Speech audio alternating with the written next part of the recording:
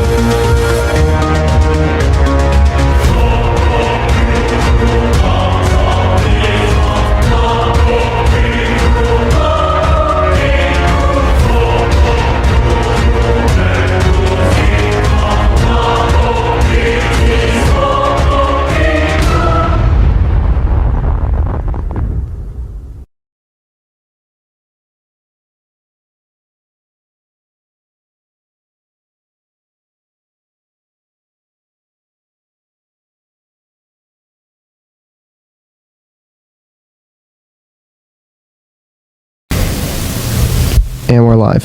Dr. John Salza, thank you so much for coming out and being on the show. It's my pleasure, Matt. Thank you. I got in touch with you a couple of months ago because I was really struggling to understand what I would say is something of a schismatic spirit in the church, whether that's leading people to Sedevacantism or Benevacantism at the time. I had a lot of questions about the SSPX, and you really helped me out a great deal. And I watched a video you gave recently in which you talked about the state of the SSPX and these sorts of things. I thought you did a marvelous job, and so really honored to have you on the show. Thank you very much. It's great to be here. So you used to be with SSPX. Tell us about that. I did. I was attending the Society Chapel for about 15 years, actually. And how that came about was simply I moved from the city to a place that was closer to a Society Chapel. And Matt, honestly, my 100% motivation for doing so is I wanted to raise my young kids in the traditional Mass. I mean, Amen. This was before they even received the sacraments, right? So I had already been attending the Latin Mass. I had already discovered it. This was close to 20 years ago. And so I was attending the diocesan Latin Mass, especially during the week. And then when we moved to the rural area, well, our trek to the diocesan Latin Mass turned into be an hour, and the Society Chapel was, less than 15 minutes away. So it's much easier to get a family to the chapel when it's that close. So, frankly, that was the reason. I didn't jump on the bandwagon because of, any doctrinal principle or issue I had with the church or to defend Archbishop Lefebvre per se. It was the fact that the society priests were saying a beautiful Mass. And as I got to know the priests, they were genuinely good men and good, attempting to be as faithful as they could to what they believed. So that's how it started for me, frankly, a geographical decision. I think a lot of people during the COVID lockdowns found that SSPX chapels were open while many Catholic churches shut the doors, and God bless them for their courage and their willingness to dispense the sacraments when others were too easily, I think, maybe making excuses. Yeah, I agree. I mean, I want to reserve judgment on the question of whether the bishop should have done it or, hindsight is 20/20, Exactly. right? I mean, that's a prudential judgment. They're not infallible in their prudential judgments, and I think a lot of people will conclude they probably went overboard on what they did.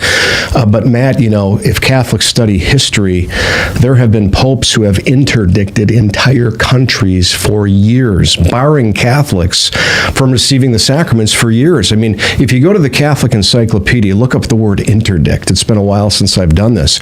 But you will see examples of, I think, England and Scotland being under interdict for 8 and 10 years, respectively, because of the sins of the civil leaders. This is what the popes have done. So, you know what? We didn't have it so bad when you look at history.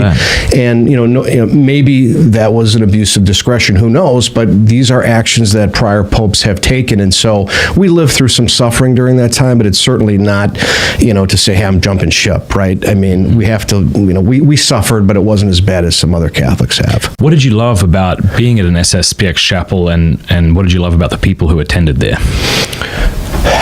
Faithful, devoted, at Sunday Mass every day. I mean, the devotions, Stations of the Cross during Lent, constant access to the sacraments, to confession, beautiful High Mass, the Scola, the chant, all of that, is Catholic on a superficial sense. And I can get into what that means. I mean, the appearances were beautiful. And of course, that's what attracted me, and that's what attracted all of us to the traditional Latin Mass. Now, the legal reality is a different question, right? But just in terms of the appearances, and I'm as guilty as anybody that, now they say they're my opponents. I get it where they're coming from. I get the fact that they're supporting the society because of the Latin Mass. I mean, that's something that I can understand because I myself was in that position as well. It was always because of the Mass. Yeah, I know for us, when we were living in Atlanta, we would drive over an hour to get to an FSSP church, because for the same reason, we wanted our children to encounter the beauty of the Latin Mass, to solid Orthodox teaching. Right. And so often, I think traditional people are painted in a negative light, that they're somehow narrow-minded and angry, aggressive, and maybe some of them are. But my experience was just really good people with gigantic families, kids in oversized suits who could all sit still when my kids couldn't. Right. So, completely agree. Again, it was all about the Mass. I mean, my children were attending Catholic school, diocesan Catholic school, but I did not allow them to go to the Novus Ordo because I looked at it and I didn't like what was going on there. In fact, we homeschooled the catechism and the Mass and the sacraments outside of the Catholic school. But, as I said, I had one foot in the society, but I was still attending the diocesan Latin Mass. And I can tell you, when I began attending the society chapel, the pastor said, "Hey, John, where'd you come from?" I said, "Well, I'm going to, Mary Help of Christians downtown. Isn't that diocesan?" "Yes." And then it became Institute of Christ the King. It struck me that each pastor that came through there, Matt, discouraged me from doing that. They took issue with the fact that I was worshiping in union with the local bishop, even though it was the Tridentine Mass, the 62 Missal. They all took issue issue with that. They at least warned me about what they perceived would be the danger of modernism. And, to prove that I wasn't, lockstep with their doctrine, I objected right away, not even, being involved to a great degree. In my initial context with the society, I put the brakes on there. I said, wait a minute, Father, that to me seems like excessive. It seems like, almost a schismatic mentality. They didn't like hearing it, and then the conversation stopped. But I can tell you, my initial contact, that concerned me a little bit. I didn't go beyond that because I continued to go to the traditional Latin Mass, but I sensed right away there was a resistance or a refusal, to share communion with what they call Novus Ordo Catholics. So that was problematic. And I discovered that pretty much everybody in the chapel held that same view as I got to know them. And I think that's why the church has always warned that we can debate whether they're in schism and what that means and how the church views it, but there is that mentality. And the church has always warned that if you put yourself in that milieu, you may begin to imbibe that mentality. I can tell you, some of the people that come into this society, they're a different person a year later, where they completely reject the Novus Ordo. They won't even go to a Mass where they think the hosts that were consecrated in the Novus Ordo are commingled with the communion that the Institute of Christ the King is distributing, for example. So there's a danger there. And once you go off that, that track, it gets worse. So as they were saying things like, don't go to the Novus Ordo Mass, or at least discouraging you perhaps. This was the Latin Mass I was going to. And they were discouraging you from that. They were discouraging me from going to the diocesan Latin Mass, yes. Did you start to do more research into SSPX at that point? Or? I did. I had looked into whether I could attend the Mass. I was aware that there were some canonical issues. I was aware of the excommunication of Archbishop Lefebvre. I read some of their arguments about necessity and how necessity could have mitigated, whether the censure was incurred. I looked into a little bit of their arguments on a state of necessity. I found this letter from Monsignor Pearl, which, everybody refers to, and I found that letter too, which appeared to say that one can attend a society Mass. Now, what I wasn't aware of, Matt, at the time was that, number one, we're not allowed to rely on Ecclesia Dei replies. They're only intended for the person for whom they're intended. That's the first thing. The second thing, I was getting my information from society websites. They were only posting this one reply where, under unique facts and circumstances, this person was allowed to attend the society Mass. But I wasn't aware that there were 10 other replies from Ecclesia Dei which forbade Catholics from attending the society Mass, which declared that they don't satisfy the Sunday obligation, which said that you cannot receive Holy Communion. I was not aware of any of this. And so, I finally did the right thing, embarrassingly, 15 years later, by actually taking the question of my bishop, which is what I should have done at the very beginning. So I kind of took matter into my own hands, unfortunately. I did some superficial research. I figured, hey, I'm a lawyer. I can find a legal loophole here. And if Monsignor Pearl is saying this, I'm going to take advantage of that because I only live 12 minutes away. And I kind of left it at that. So my research was fairly superficial at that point. So what happened when you submitted something to your bishop? Well, first of all, it was a long process. And what did you submit? I submitted dubia related to the Society of St. Pius X and their status. And one of the questions specifically asked my bishop, Archbishop Jerome Listecki of the Archdiocese of Milwaukee, who is a canon lawyer as well, whether the Society Mass satisfies the Sunday obligation under Canon 1248. And he replied with a definitive judgment that it does not.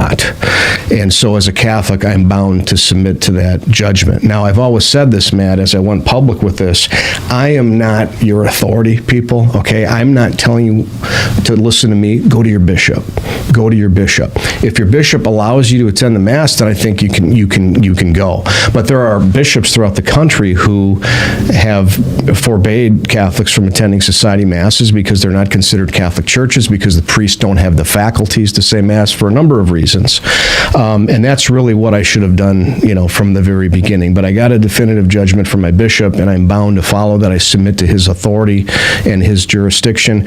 But his judgment is consistent with all of the Ecclesia Dei replies, other than this one reply that had a unique fact pattern, as well as other things that the Pontifical Council, Ecclesia Dei, and other pontifical commissions have said. It's been completely consistent. But if you've got some bishops saying saying yes and some bishops saying no, couldn't we just conclude there's too much confusion surrounding the SSPX, and therefore there doesn't seem to be anything definitive from the top down, and therefore I can make a prudential decision on my own, namely going to a beautiful Latin Mass with Orthodox teaching, when maybe my only other option is some piano Mass where my children don't experience reverence. Right. Well, I'm not aware of any bishops who have declared that the Society Mass satisfies the ecclesiastical precept of the Sunday obligation under Canon 1248.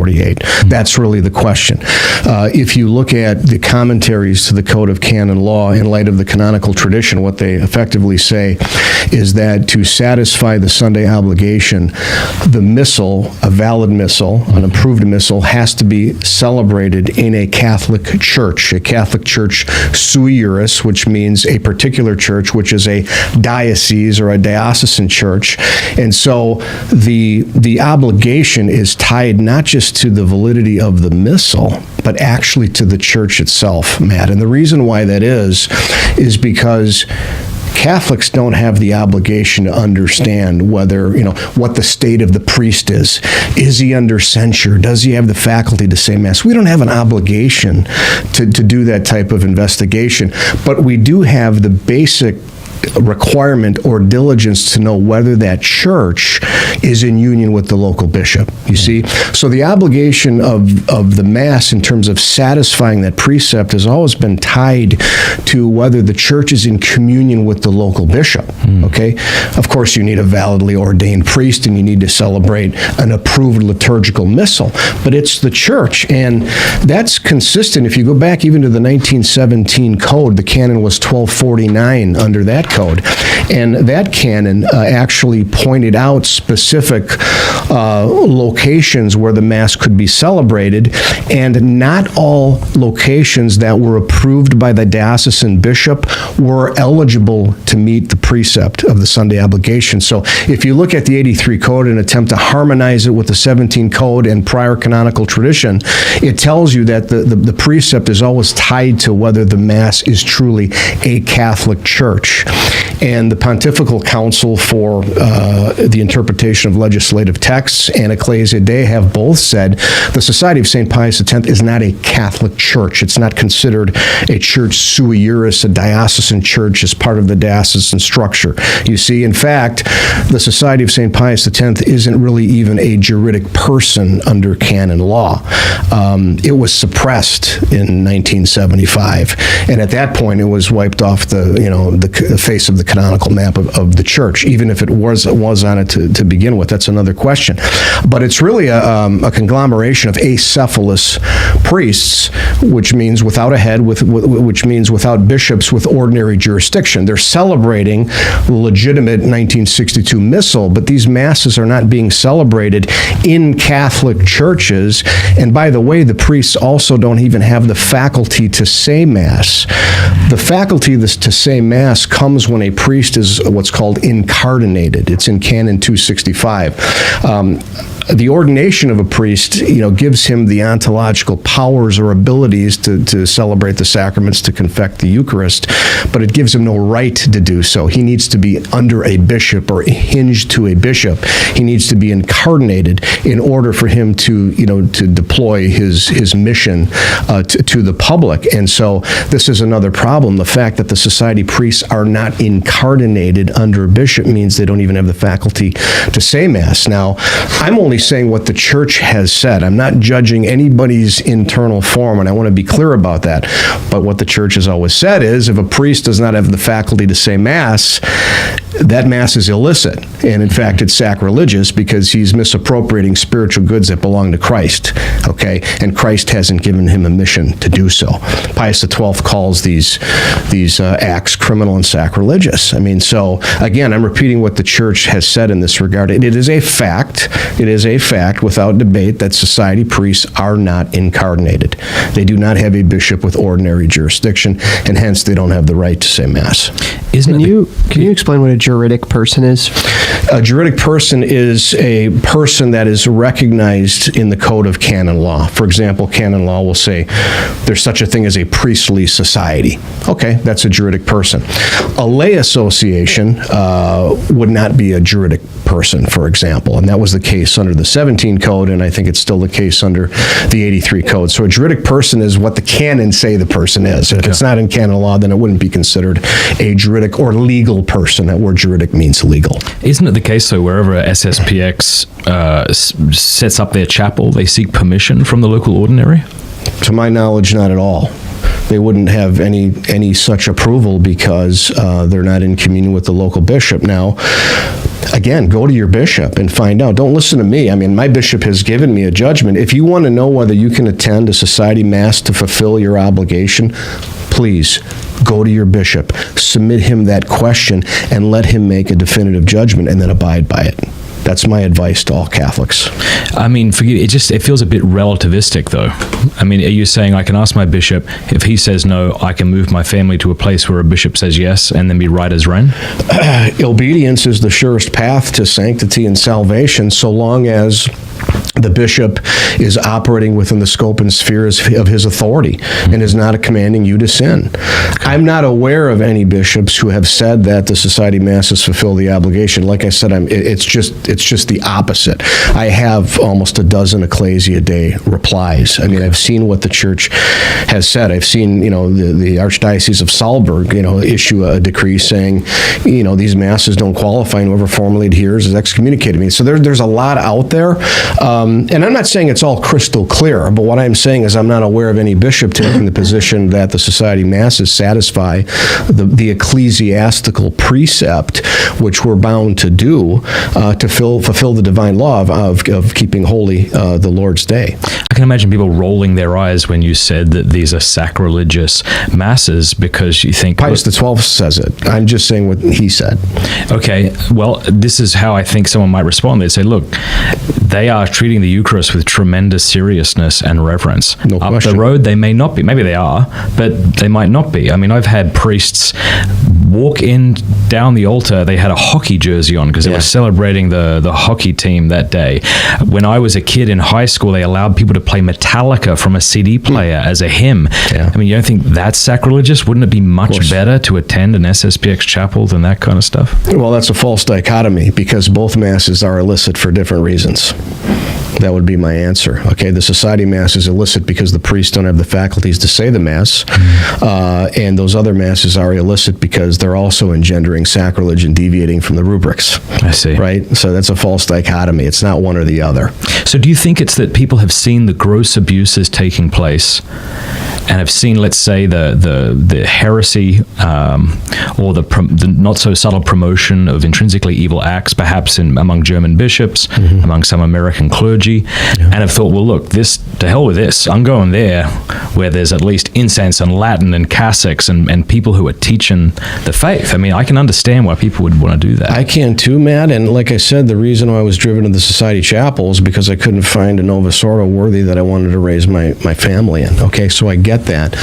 But I think it comes down to, what is the Catholic Church? See, this is where I think there is an error in what I've called ecclesiology. When we wrote the book True or False Pope, that's 7 years ago now, the foundation of our refutation for Sedevacantism and what we call other modern errors was that the extreme traditionalists, I think, have lost sight of what the Catholic Church really is. Just put one second. You wrote this book as a member of the SSPX while you were there, attending? I know you said you went one foot in the door. Yeah, I wasn't a member because I'm not a priest, but yes, I was with the society, and in fact, the society endorsed the book. I see. Yeah, they endorsed the book. What you're describing, Matt, I think we can all relate to because we're attracted by the appearances. But what I said is there's a distinction between what appears to be Catholic and what is Catholic in legal reality. Okay? The Catholic Church as Christ instituted it, is a juridical hierarchical institution. It's to the institution that the promises of Christ apply, not to the individual members per se. It's the institution of the church itself. And I think, as I've seen this, and I think others are coming to see it too, is that the era of ecclesiology focuses on what I see, what appears to be Catholic and how it makes me feel. The nice cassocks, the incense, the traditional Latin Mass, those are all good things.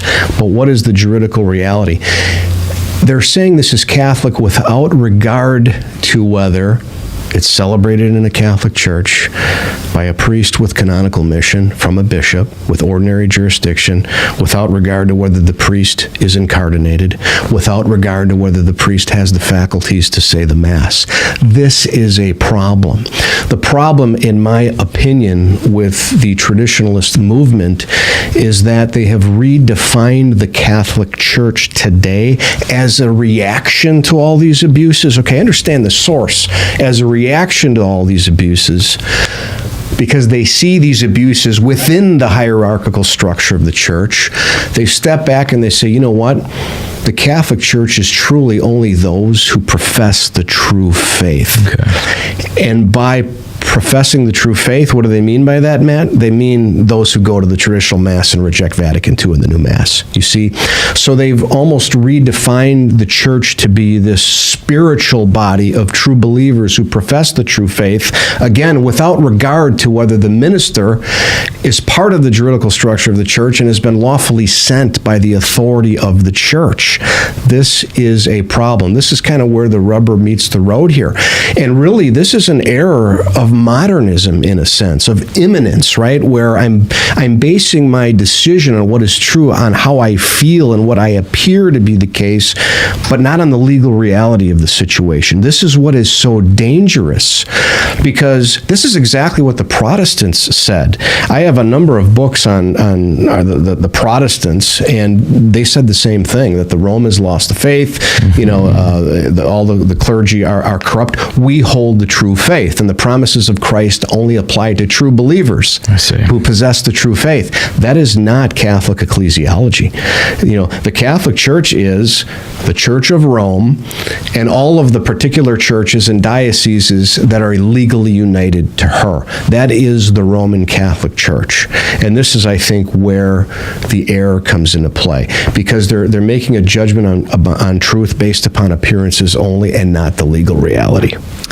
Is there like an SSPX catechism? Is there a place you can go to get the official answer of an SSPX teaching? Because I know when you go online, you listen to certain SSPX people, they say many of these things. And I often wonder, do they represent the SSPX? Is there a way to find out exactly what they teach? Because I have gone to their YouTube channel and I have seen them saying, don't be going to a Novus Ordo Mass, if memory serves. And I was quite shocked by that. Yeah.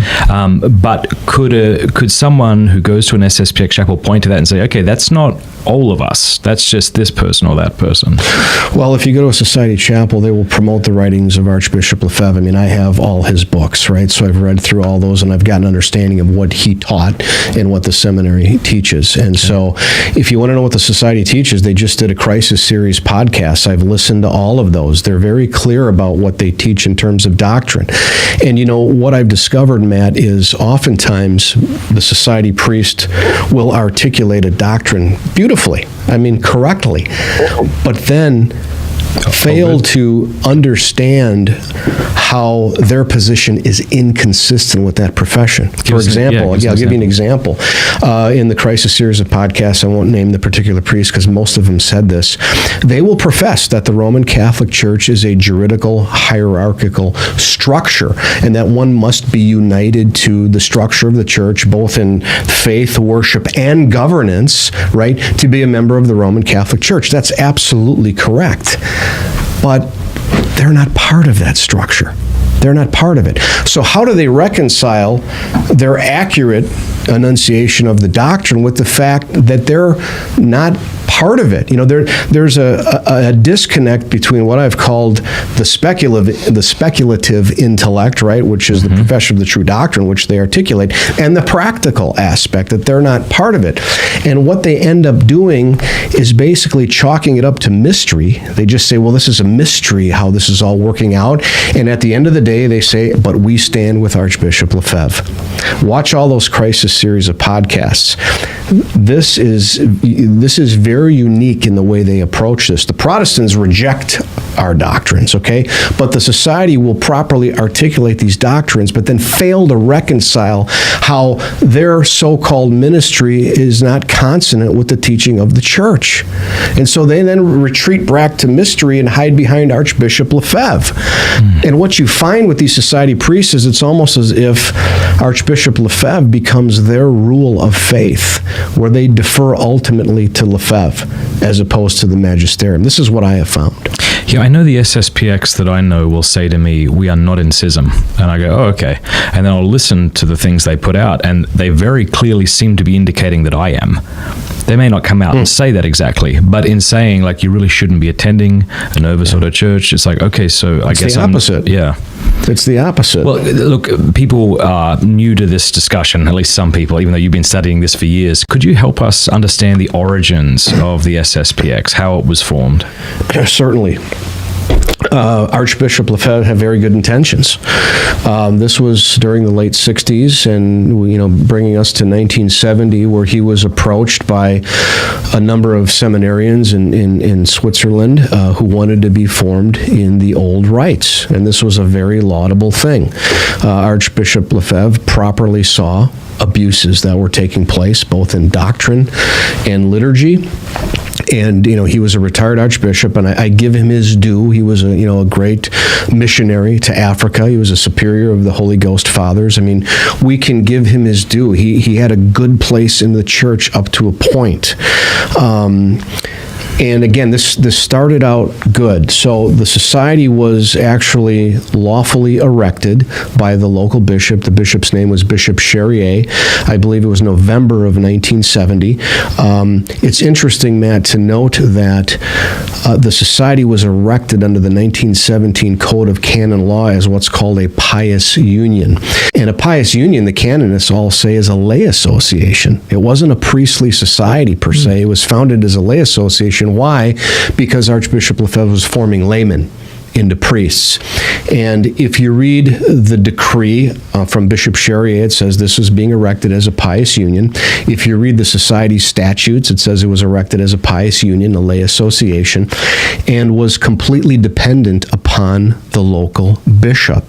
That Archbishop Lefebvre was going to form these seminarians into priests. They were going to be ordained then for the diocese and other dioceses who were willing to take these newly ordained priests who would preserve the traditional rites. I mean, that was a beautiful thing. The society was founded as what's called an ad experimentum society, which means it had a temporary basis. It had a canonical shelf life of 6 years. And so when the society argues that it had a right to exist beyond that and that they were unjustly persecuted, no, the reality is Archbishop Lefebvre agreed with the bishop to try this out for an experimental period, a provisional period of 6 years, after which time, if the bishop wanted to renew it, could do so, and then there'd be another 6 years, and then they could get, potentially a pontifical right where they would be, possibly a personal prelature or a church per se where our incarnations could occur. That never happened. But it's important to note that this was a lay association, okay, of laymen being run by a retired archbishop who had no ordinary jurisdiction. He didn't run a diocese. He had no right to ordain these seminarians. They were not Lefebvre's subjects. They were the subjects of the local bishop. And this was a provisional, temporary, experimental basis, which had no right to exist beyond the 6 years. Now look at it, okay? Now it's a worldwide organization. I mean, all of this is completely contrary to its original statutes and founding. But I mean, that's how it was originally founded. It was lawfully erected under the 17 Code as a pious union. Talk more about Lefebvre, because I hear different things about him. Some people say that he signed off on the documents of the Second Vatican Council. That's correct, isn't it? Yes, it is. Yes. And he said the new Mass for a few years. Okay. So he signed all 16 documents of Vatican II and said the new Mass. Like I said, I think this all started out good. He had good intentions, and we wanted to form these priests, and the church was allowing him to form these seminarians in the old rites. If you think about it, even though with all the experimentation going on and the fact that the 69 Missal now came out, Paul VI was still allowing him to form priests. The problem was, and again, I think this is where Lefebvre's imprudence came into play. He put a target on his back because there were some apostolic visitors who made some comments that he didn't like, and he started seeing the abuses that were going around, and certainly he had legitimate claims. There were abuses and so forth, but he overreacted, in my view, because he issued a declaration at the end of 1974, which really troubled the Roman authorities, whereby he said, look, I'm not going to submit to neo-Protestant, neo-modernist Rome. I'm only going to adhere to the eternal Rome, the magisterium of all time, and not the current magisterium. And he went on to say even worse things, calling the popes antichrists, who lost the faith. No. And Rome is absolutely. The Society has all Lefebvre's quotes on his website. So you have a situation where it started off good, but I do believe Lefebvre went off the tracks. I think he overreacted. He thought he could take this burden upon himself.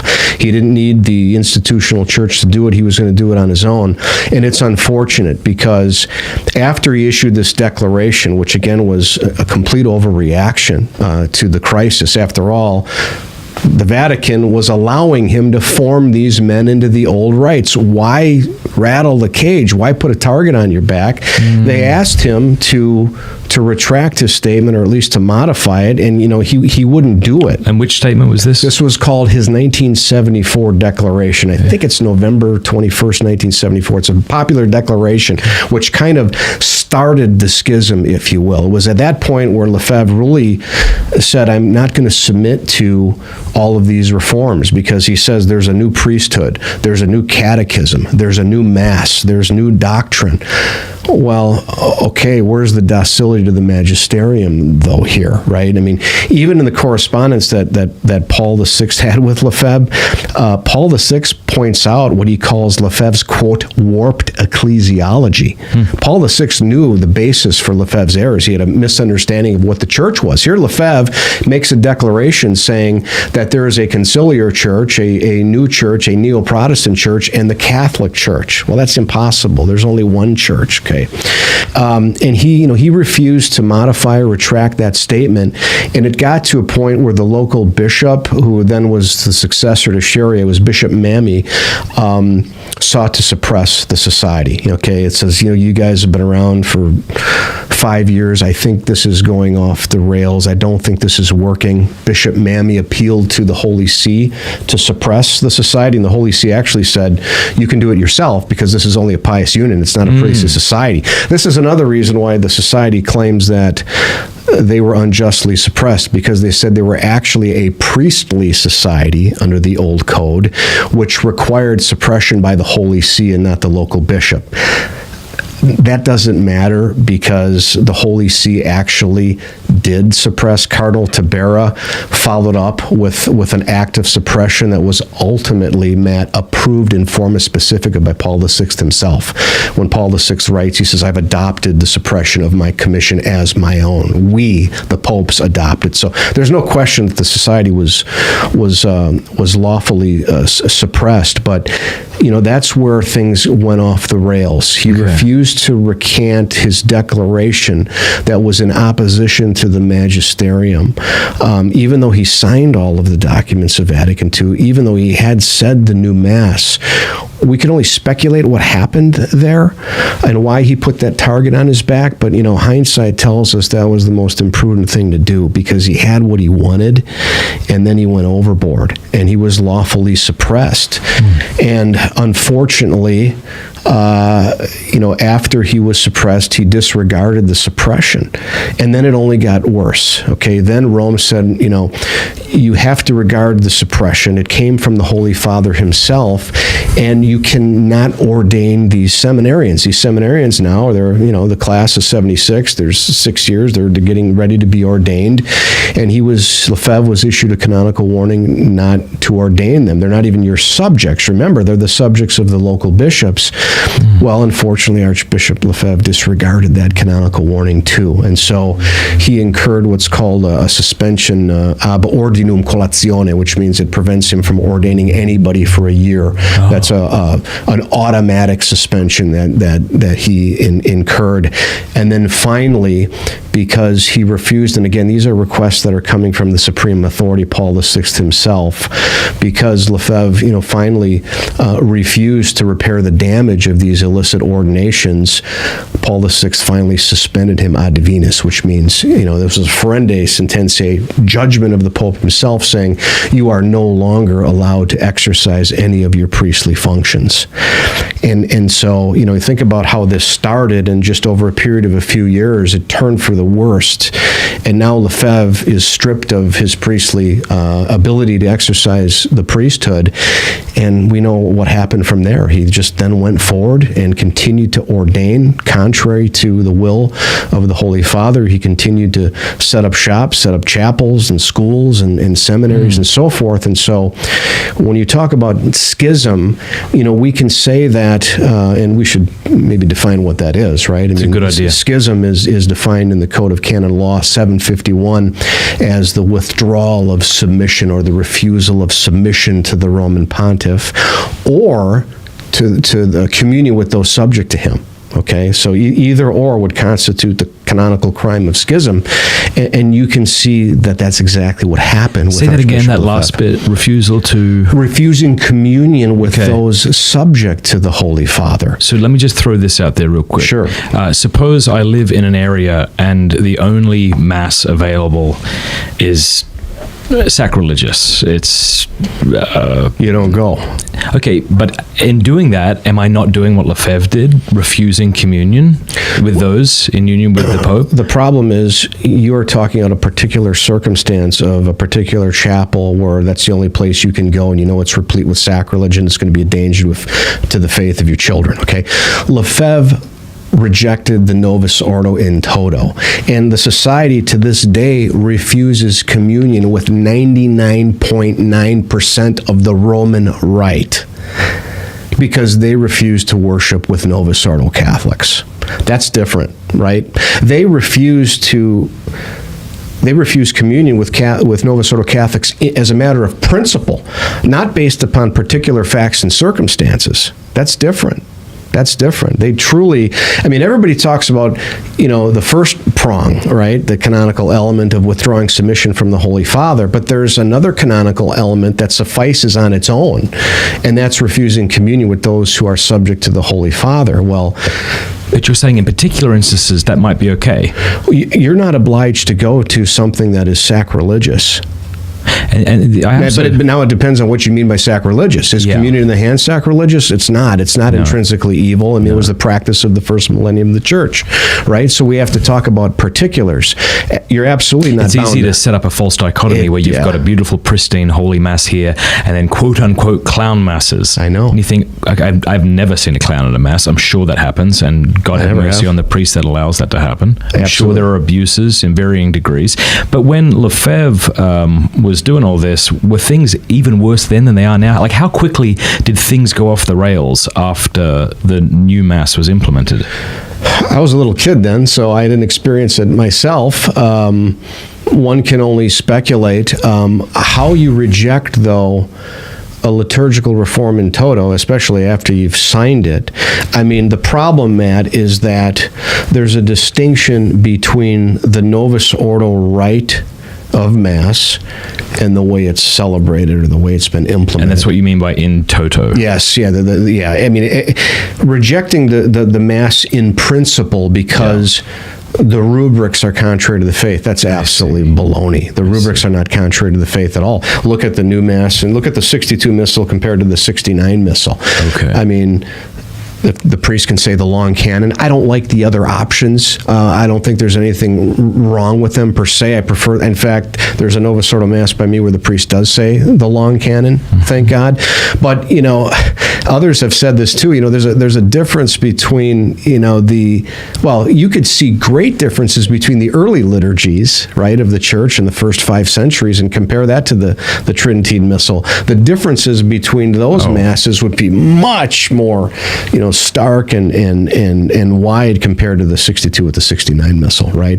But I think the problem is, Archbishop Lefebvre and the Society, they take the position that the rite itself, they even say in some of their writings that the rite itself is intrinsically evil, which I don't understand. How do they defend Lefebvre having signed off on the new Mass at one point then? Is it just that he was wrong and then changed his mind and grew in understanding and wisdom? Some say he didn't. I think we have documentation that all his signatures are on the documents. That's one argument. The other argument is at the time he thought the documents could be interpreted in light of tradition, which they can be. And then he got wise and realized that they couldn't be. I mean, what else can they say? Yeah. I haven't seen any compelling case, and I've studied the documents, Matt, for 20 years, and frankly, I have some difficulties with religious liberty. I've been public about that. I want to be docile to the magisterium because they know better than me. But I think that the documents can be interpreted in light of tradition. Bishop Fillet has said that himself. He has said that publicly. He doesn't have a problem with 95% of the documents, just that 5%. And when the society is given, a condition from Rome, as they were in 2012, to simply accept the documents in light of tradition and accept the fact that Paul VI promulgated the new Mass. What's wrong with that? What is wrong with that? Those are conditions that I believe they should have accepted. And then they could do so much better, so much more. This is really helpful because I think a lot of people think that if it wasn't for Lefebvre's disobedience that we wouldn't have the Latin Mass. But to your point, he was given permission to train these men. Absolutely. Paul VI was allowing it. And even in spite of his disobedience, Paul VI was still going to allow him to form these seminarians. In fact, John Paul II, think about everything that led to the 88 consecrations. You have, 13, almost 14 years of a practical repudiation of papal authority, okay, for more than a decade. And yet John Paul II is still willing to give Lefebvre a bishop. Was this, okay. Right? Yeah. I mean, he was. The protocol that Lefebvre signed with John Paul II through Cardinal Ratzinger was that the society was getting a bishop on August 15th of 1988. That was done. Lefebvre agreed to that in writing. He agreed to it orally and in writing, and the next day he backed out. He reneged. He dishonored his signature. And one wonders why that is. But, the notion that Lefebvre saved the Mass, the truth is just the opposite. The hammer's coming down on the traditional Latin Mass because of the Society of St. Pius X. Okay, that sounds ironic, but it's the truth. If you read what Pope Francis has said in Traditionis Custodes, and you may disagree with him, but he points out twice in the document and to the letter to the bishops that this Mass has been weaponized by those who claim to be part of the true church. There's the ecclesiology. Francis recognizes that there is a schismatic movement within the church that's being fostered by those who attend the TLM and claim that it's by virtue of their going to the TLM that they're in the true church.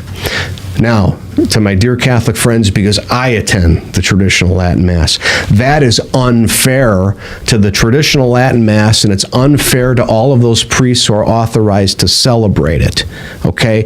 But what the Pope is referring to is those who have weaponized the traditional Mass to foment their rebellion against Vatican II and the new Mass. This is really the motivation for why Francis wants to bring the hammer down on the traditional Mass. And it's not fair. I believe, with all humility, that, the Holy Father should condemn the society and condemn those who oppose the magisterium of the church. Don't punish those who are attending the traditional Latin Mass through the former Ecclesia Dei communities, right? The Institute and the Fraternity and others, those diocesan priests. Don't punish us because of those who have, weaponized the old Mass to further rebellion. But that's where Francis is coming from.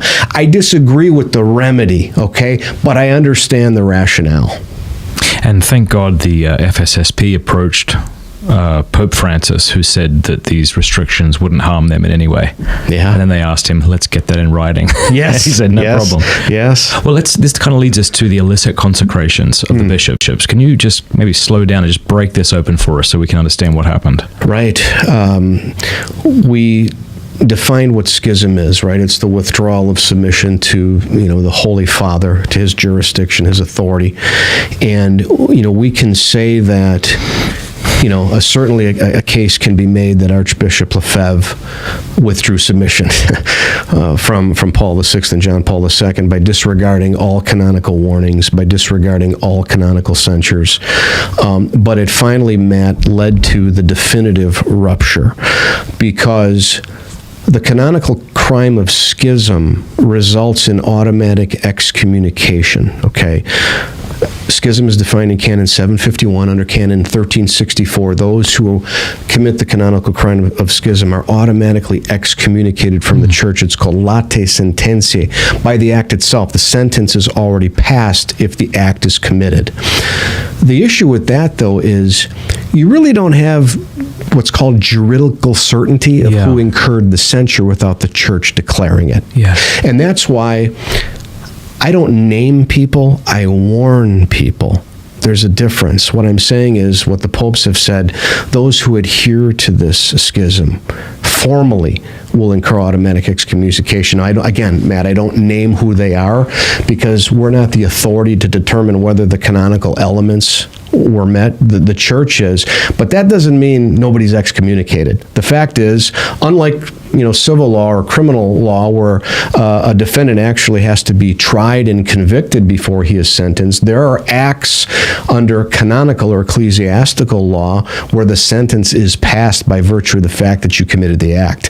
Heresy, apostasy, and schism results in automatic excommunication. I bring that up because while an argument can be made that Archbishop Lefebvre was already excommunicated for schism based upon this 14-year repudiation of papal authority, still wasn't declared yet, right? There's still that element of juridical uncertainty as to whether he did.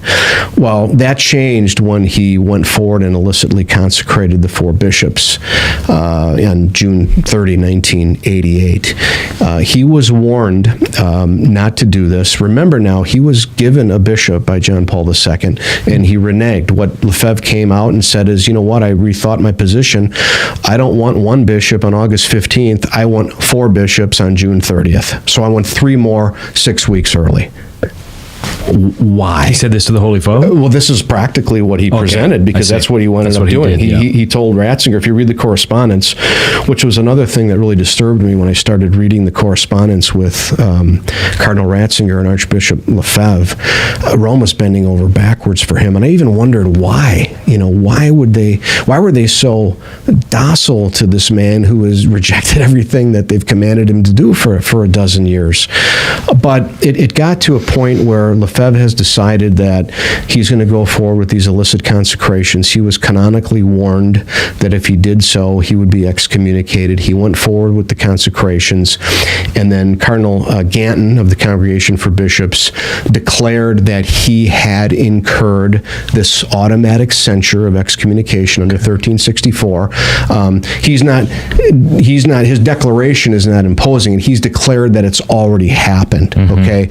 And then John Paul II then, Matt, came out with Ecclesia Dei Afflicta on July 2nd, the very next day, 1988, and solemnly confirmed the church that really Lefebvre moves that quickly. Solemnly confirmed that Lefebvre had excommunicated himself. Now, we can explain why that is, and very briefly, I will just say, it's because, and John Paul II even says this in Ecclesia Dei Afflicta, it's because what Lefebvre did is a rejection of the Roman primacy, a usurpation of the Roman primacy. This is a very important point that I want, all our society friends to understand. As I did my research on this and reading the encyclicals, particularly a number of encyclicals from Pius IX, who during his pontificate addressed many illicit consecrations during his pontificate. pontificate. What he and others have taught, I can go Pius VI, Pius IX, Pius XII, the Council of Trent, on and on and on. The magisterium has taught that just as Christ alone chose his apostles, so the vicar of Christ alone chooses the successors to the apostles. You see, just as Christ alone sends the apostles, so the vicar of Christ alone sends the apostles. It is a right of the Roman primacy, of the Roman pontiff who holds the office of the primacy. It is his sole and exclusive right to select, consecrate, and send bishops. That is a matter of divine law. When one consecrates a bishop contrary to the will of the Holy Father, they are usurping a right of the Roman primacy. You see, Pius VI, Pius IX says, Christ himself gave this right to Peter, to the office of Peter. This is a right that Christ himself is conferring upon the office of the primacy. That's how serious this is. You see, this was a weakness in Michael Davies' argument, may he rest in peace, right? He was an apologist for the society. And, he always referred to the fact that Archbishop Lefebvre didn't have an apostolic mandate to consecrate these bishops, and you don't need an apostolic mandate. You didn't in the early church, and not having an apostolic mandate isn't necessarily schismatic. That's true. Okay. In the early church, we didn't have this notion of apostolic mandate. A lot of times, especially in the East, bishops were just consecrated, always with the tacit approval of the Pope, never contrary to the will of the Pope. There's a difference. But there's also a difference, Matt, between consecrating a bishop without an apostolic mandate, which now, under the Code of Canon Law, is an offense that's subject to excommunication. That's not necessarily a schismatic act, though. Okay, we can bring up cases where Cardinal Wojtyła, when he was cardinal behind the Iron Curtain, he had consecrated evidently some bishops. Right. Bishop Slippage. Is this in Ukraine? I was in that area in the East somewhere behind the Iron Curtain. And he didn't have an apostolic mandate. Now, why wasn't that schismatic? Good question. Well, the answer is because the Holy See said it wasn't. Because the Holy See accepted the consecrations, because they recognized that there were unique facts and circumstances there. It's ironic because Karol Wojtyła became Pope John Paul II. So he, of course, above anybody, would have known what necessity is all about, wouldn't he have? He, in fact, engaged in this very practice himself. But what he said, and this was not the situation behind the Iron Curtain, there was not a canonical warning not to do what he did. In Lefebvre's case, he was warned that we offered you one, you're now taking three more.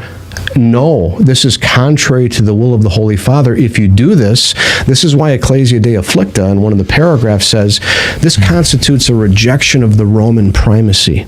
Okay? Now, we're not talking about ecclesiastical or human law here. This is what's so important, Matt. As I said, this is a matter of divine law. You can't get around this. The Pope alone has the right to select and consecrate and send bishops. Of course, he delegates the act of the episcopal consecration to bishops. That's something that he can delegate and often does delegate to other bishops. But they don't have a right to do it against his will. Okay, it's the Pope who decides who's going to enter into the College of Bishops because he's the head. You see, a bishop cannot enter into the College of Bishops against the will of the head of the college. It's absurd. It's absurd. This is the church. This is the church that Christ founded. And when we talk about the church, we primarily mean those two divine institutions that Christ gave us, the primacy of Peter and the episcopate, the College of Bishops. Those are the divine organs of the church that are directly created and instituted by Christ himself. And so this is why any usurpation or misappropriation of a right that only belongs to the Pope is necessarily schismatic. And I can think of nothing more serious other than a man claiming he's the Pope when he's an anti-Pope. Because when you're talking about usurping a right of the primacy, which regards the perpetuation of apostolic succession, okay, and the church's mission until the second coming, you don't get any more serious than that. We're talking about the divine constitution of the church here. This is why what Lefebvre did wasn't necessarily schismatic, because it was an attack on that divine constitution. How does the SSPX make an argument for these consecrations? I think a sign of a good intellect, I think it was Aristotle, he said you can entertain an idea without having to accept it.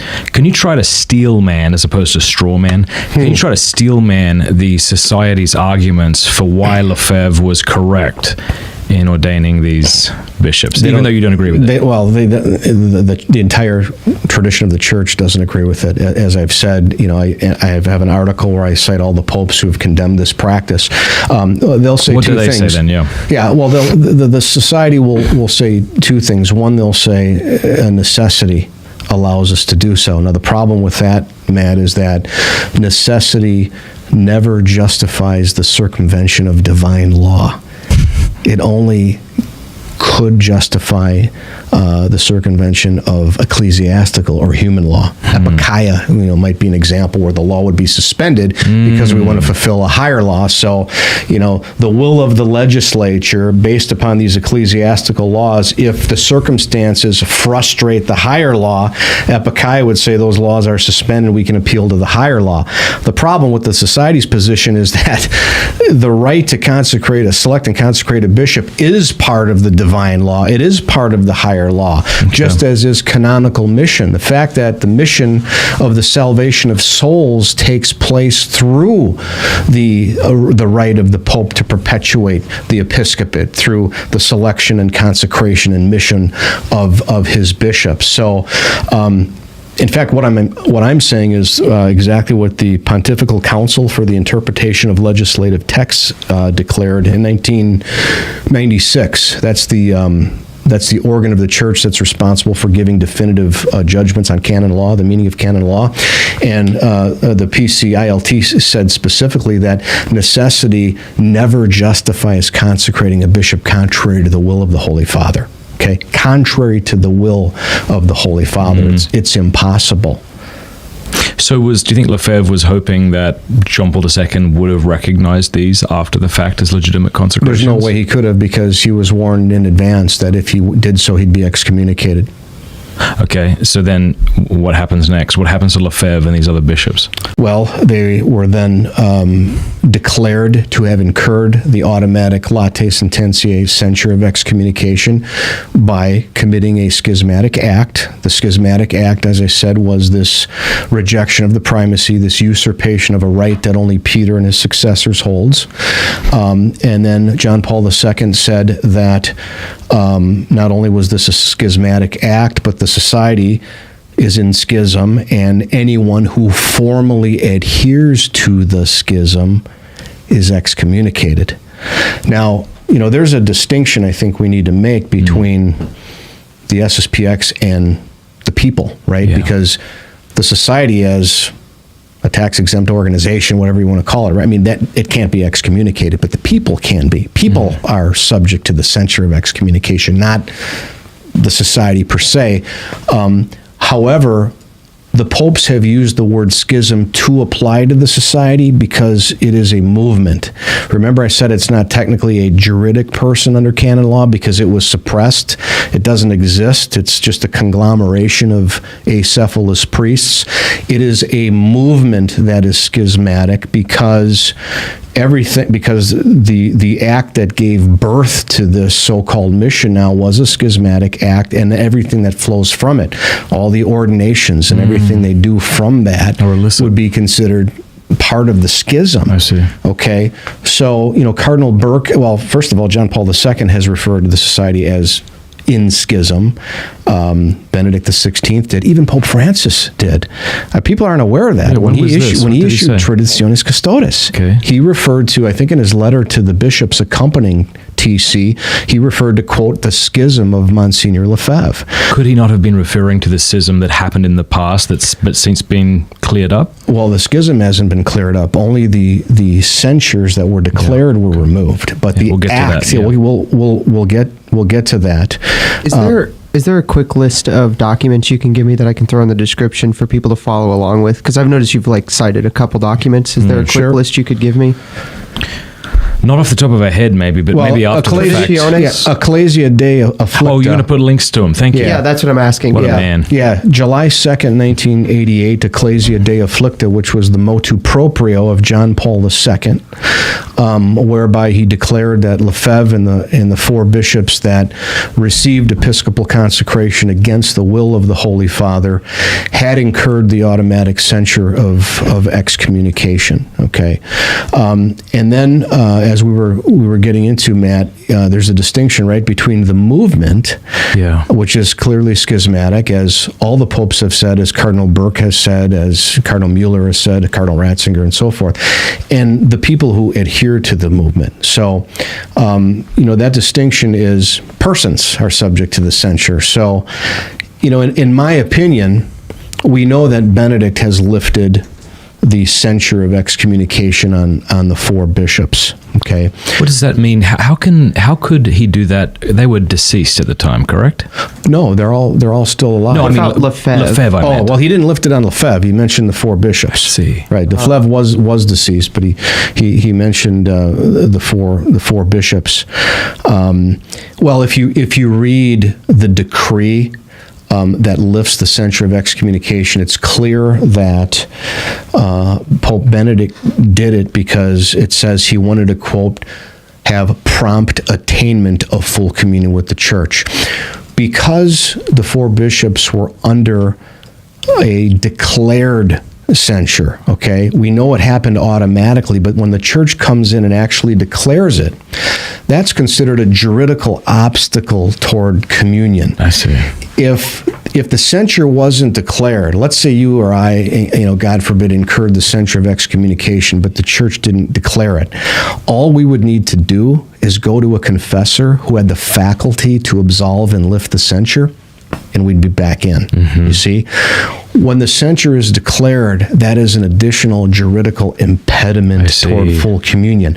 So Benedict says, I'm going to remove the impediment, that's preventing full communion so that you promptly attain full communion. And then what happened after he lifted the censure? Remember, that's when the society theologians, went in and had these debates with the Roman theologians about the various doctrinal issues that they needed to resolve. And guess what happened? Nothing got resolved. Okay. The society came out on the back end of that in exactly the same position that they were in 1988, and that they were in 2009, and that they were in 2012, and that they are in 2023, other than delegated faculties for confessions, which we can talk about. But the society, given all these overtures, they haven't changed their position at all. They actually, at the back end of this, Matt, in 2012, I think it was April 15th of 2012, they were given a protocol. Bishop Fillet was given a protocol. We mentioned it, right? Except, that the new Mass was at least legitimately promulgated by the Holy Father, and that the council documents are from a true ecumenical council and can be interpreted with tradition. The society rejected those conditions, those reasonable conditions, which would have, I believe, brought them into communion with the Church. I think they could have been given. I would suspect many people personal pleasure. And this is where the resistance. I think people wouldn't know this. Even people attending SSPX Shackles may not know this. It's shocking. You can go look at the protocol. I mean, I read it recently. I'm thinking, man, they had everything they wanted. Okay. What happened? What happened there? So when somebody says, you've just explained this, but one more time, when somebody says Pope Benedict lifted the excommunications, ergo the SSPX are no longer in schism. And that's not true, because I'll give you an example. Pope Paul VI lifted the excommunications on the Orthodox. Are they still in schism? The Society of St. Pius X would be the first to say that the Orthodox are still in schism, even though the excommunications are lifted. You see? Mm-hmm. But the SSPX mention Pope Francis at the liturgy. They claim to be under him. The Orthodox don't. They're clearly, if you want to say they're not in communion, they're clearly more in communion than, if you can be more in communion, than the Orthodox. Well, Or closer to communion. Pius IX and Leo XIII both have said that a mere profession of unity is insufficient for the legal reality. And again, this is what I've been talking about when we talk about errors of ecclesiology. Just because they mention Pope Francis in the canon doesn't mean that they are in communion with the Roman Catholic Church and juridically united to her in faith, worship, and governance. And I can prove that by pointing out, Matt, to the old Catholics, the old Catholic Confederation. Look it up online. For those at home, who are they? When did they? They broke off from the church after Vatican I because they didn't like the definition of papal infallibility. So they have their own schism and their own illicit ordinations, and they still exist today. And I just was very curious to watch an old Catholic Mass because I wanted to know, will they mention Francis in the canon? They do. And the SSPX would agree that they're in schism. Absolutely, 100%. So mentioning Pope Francis at Holy Mass isn't enough. Pius IX excommunicated the old Catholics. They're clearly in schism. Another reason why, Matt, you can clearly show the societies in schism is because they're willfully separated from the church's governance. This is also something that I don't hear my friendly opponents talk about. This is very important. We talk about divine law, the fact that it is a matter of divine law that the Pope alone chooses his bishops, that the Pope alone gives canonical mission to the bishops who then send the priests. Well, it's also a matter of divine law that one must be united to the government of the Catholic Church. Pope Leo XIII teaches this very clearly in Satis Cognitum. He says being part of the church's governance is de jure divino. It's divine law. And yet the society leadership will admit, and they must admit, that they have decided to remain separated, legally separated from the church's governance. They're not subject to the church's governance. That's another clear sign of schism. Do we want to say more about the difference between episcopal consecration and mission? Sure, we can. Yes. Episcopal consecration deals with the matter of apostolicity. You know, when we say the church is one, holy, Catholic, and apostolic, she's apostolic because she has a lineage from the apostles, right, to the current successors to the apostles. That's why it's apostolic. So the matter of apostolic succession is episcopal consecration, or the laying on of hands, because we can tie that chain all the way back to the apostles, okay? And it's at episcopal consecration where the bishop does receive what the church calls, this is actually a beautiful teaching of Vatican II, Lumen Gentium. This is the true teaching of collegiality, by the way, where the bishop receives an ontological participation in the sacred functions of teaching, sanctifying, and governing. So he receives these functions, or they're called offices actually. They're interior, they're ontological offices or functions, but they're not ready to act yet. They're not ready to act until the bishop is in hierarchical communion with the Roman pontiff through mission. And that generally, Matt, happens when the Pope assigns him to a diocese, generally. Not always the case. He may only be a member of the College of Bishops, maybe he's going to be an auxiliary bishop or have some other type of mission.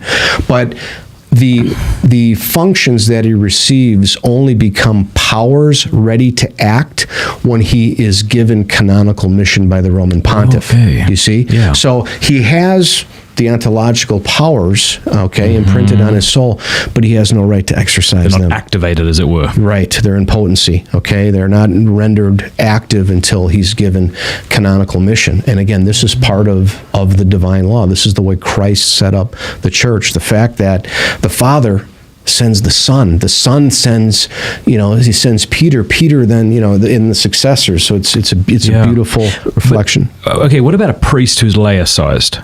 He's been consecrated. He no longer has a episcopal mission, correct? Yes. But in a case of an emergency, am I right in thinking he can still hear confession?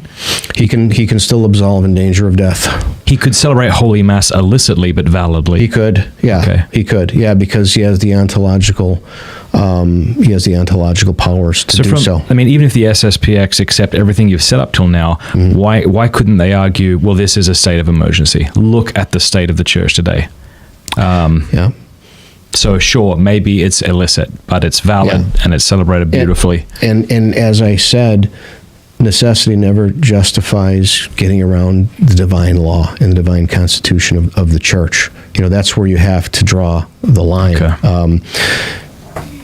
Necessity, there's the divine law, and then we have ecclesiastical law, which helps apply the divine law. It helps apply the mission of the church, right? So, for example, under the Code of Canon Law, there is a canon which says, as you just pointed out, if a priest has been excommunicated, he can still validly absolve in danger of death. That's something that the ecclesiastical law has carved out that exception to apply the church's mission in that case, okay?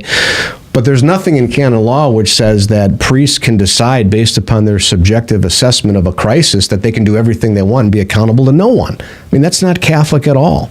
Again, it starts with the Pope and the bishops, and then the priests being incarnated under the bishops. It starts with mission, okay? Being a part of the church, being sent by the church, being authorized by the church. And having these priests say, we are being authorized and we are in submission to our bishops who are no longer under the censure of excommunication isn't sufficient? No, it's not, because the society bishops do not have ordinary jurisdiction. They do not have canonical mission. They have valid episcopal consecrations. And even though the censure of excommunication was lifted for the purpose of integration, which unfortunately hasn't happened, they were not given a canonical mission. The purpose of lifting the censure was hopefully for them to agree to the conditions whereby they would have been given a canonical mission. That's what we were all praying for and hoping for. And I won't name the name, but I have some inside information on how those debates were going with the society theologians, and the society priest said, John, I got to tell you, they're not going to admit this, but our theologians got their butts kicked by these guys in Rome. They really did, on matters of ecclesiology, on matters of the divine constitution of the church, on mission, on jurisdiction, fundamental things that relate to how Christ established his church. So we are talking about God's will, Christ's will, and how he wills the salvation of souls. He wills it through the church as he found it. When we think about that dogma, there's no salvation outside the church, we're referring to that juridical hierarchical structure, okay? One must be united to the church, either in re, actually, or at least in voto, in will, to be saved. What church are we talking about here? We're talking about the Church of Rome and all of the dioceses that are legally united to her. That's the Roman Catholic Church. The Roman Catholic Church is not those who profess the true faith. That's what sounds the Protestants dangerously say. close to Protestantism It's at that exactly point. what the Protestants This invisible have said. body of believers. That's exactly right. Okay. These bishops, there's 4. You said a moment ago that if you commit an act of schism, you're automatically excommunicated, though that might be fuzzy unless there's a declaration from the church. Yes. So these 4 bishops that have had the censure of excommunication lifted officially from the church, having not, in your view, reconciled with the church, are they in schism? Well, I would only give you my opinion, and my opinion would be yes, because nothing has changed since the censure has been lifted. It was funny, I was talking to a canonist who has practiced a long time, not just in Rome, but in 4 other continents, and he actually gave me examples of cases where an excommunication was lifted one day because the person had to do something to reconcile, and he incurred it the very next day, automatically, because he failed to meet the conditions. Now, the society has rejected the conditions for integration into the church, and the rumor was Pope Benedict was actually going to issue another excommunication. Remember, he lifted it in 2009. They had these discussions, doctrinal discussions in 2010. Well, what happened? We all know that he didn't get it done, and he resigned. Unfortunately, the church hasn't reissued the declaration, so I want to be careful about that. Again, in my view, I appreciate your modesty here. This is very helpful. It's very easy to be hyperbolic about these things. No. In my view, and it's only my opinion as a layman, because these 4 men, now one of them, Bishop Williamson, isn't even part of the society anymore. He broke off and now is heading what's called the resistance, and now there's resistance to the resistance. What is this? This is how schism works. See, this is what's funny. When I started someone challenged me, right? Because I hosted that debate, regrettably, between the Sedevacantis and the SSPX. And someone challenged me. They said, you've got to stop saying the SSPX are in union with Rome. And I thought, well, I'm just saying that because people smarter than me are saying it. And that's when I went into this deep dive. Okay. So it was weird though, because like walking into this conversation is like walking into an angry argument that's been happening for decades. So it's hard to know where to begin. I'm a glad trad. I'm not a mad trad. Okay, I think some others have used that terminology. Yes, that's right. Which Scott Hahn has he? Okay, so Trentecostal. I think, too. Yeah. That's how I like to see it. Okay. So my point though is help me understand real quickly. One of those bishops did what? Left the Bishop society? Richard Williamson was ejected. I mean, I don't know the circumstances, but publicly he's out of the society now, leading the resistance, and unfortunately he's consecrated. What does that mean, leading the resistance? Resistance to the Society of St. Pius X. Why is he resisting? Williamson and a number of priests felt that Bishop Fillet was getting too cozy with Rome by even talking to Rome about considering conditions for integration. Now, talk about a schismatic mentality. Oh my goodness. Bishop Fillet, who is a kind man. I mean, I've met him, you know, and I want to believe his heart's in the right place. I don't know all the pressure he was under and how he was being pulled. I don't understand why he didn't accept the conditions. It would have served the church tremendously if the society could actually carry out a lawful mission within the church. They're already worldwide, right? And again, I've always said this, Matt, that's my hope. I'm not here to destroy them. I'm here to warn Catholics about the consequences, and I hope these warnings actually reach the priests above all, because you know, we talk about a way out. There's a way out, okay? Go to the institute, go to the fraternity, go to the diocesan bishop, at least one that you can trust. I'm sure there's a few. They're not all bad. I know a lot of them are, but you know what I'm saying? So how do the SSPX view this bishop who left and is now heading up, quote unquote, the resistance? That's a good question, you know. Is he in schism? Of course. Is he in an irregular state with the SSPX? Was said to be in a regular state with Rome? I had a debate in writing with one of my former colleagues, and I pointed all these things out, and he said the society bishops don't come from themselves, they come from tradition, which is what he said. And I said, okay, does that mean Bishop Williamson comes from tradition? Because he's no longer with the society. And by the way, when Bishop Williamson left the society, he consecrated a couple other bishops, and he used the same apostolic mandate, pseudo-apostolic mandate, that Lefebvre used when he was consecrated. He used the exact same word. I've got this in a letter. So is Williamson from tradition? Are the bishops that Williamson consecrated from tradition? Are the bishops that Lefebvre came from tradition? I didn't realize that this Are they all from tradition, and where does tradition come from? You see, I have called this, and it's serious, but I call this the false counter-church of tradition. Those who have fallen into the error that as long as we have the TLM at any cost, and it doesn't matter if this priest is incarnated or sent or even part of the Catholic Church, as long as we have the TLM, you know, this is becoming a movement on its own, what I call a false counterfeit church of tradition. You know, just like the Protestants exited the church because of Scripture, there are Catholics now exiting the church because of a false understanding you could of say tradition. They left because of Scripture and scandal. Right, the Protestants would use that part of the state of the church at the time, right, to try to reform the church, and in so doing left the church. Right. So, okay, forgive me if this is a side note, but okay, this Williams guy, is that his last name? Williamson. Williamson. So he's ordained other bishops. He has, yeah. Okay, and then you said there's a movement against... Yeah, they're all infighting. I mean, you know, You can't get away from the infight. You can't. We would all like to have like we're in full step in line. Right.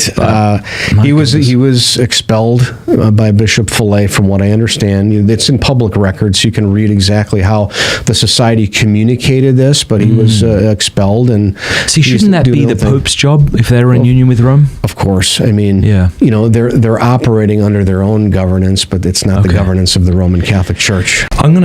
Towards the end of this episode, I'm going to throw a bunch of objections your way. So if people are thinking right now, the SSPX can't be in schism because of XYZ, I've got a ton that I want to throw at you eventually. We'll see how you respond to them. But let me just ask you point blank, is the SSPX in schism? The popes have said so. I'm not saying it from my own opinion. John Paul II has said so, Benedict XVI, even Francis, Cardinal Burke, Cardinal Muno. Yes, the question is whether the individuals are in schism. Now, let's address that, Matt, because I think it's very important.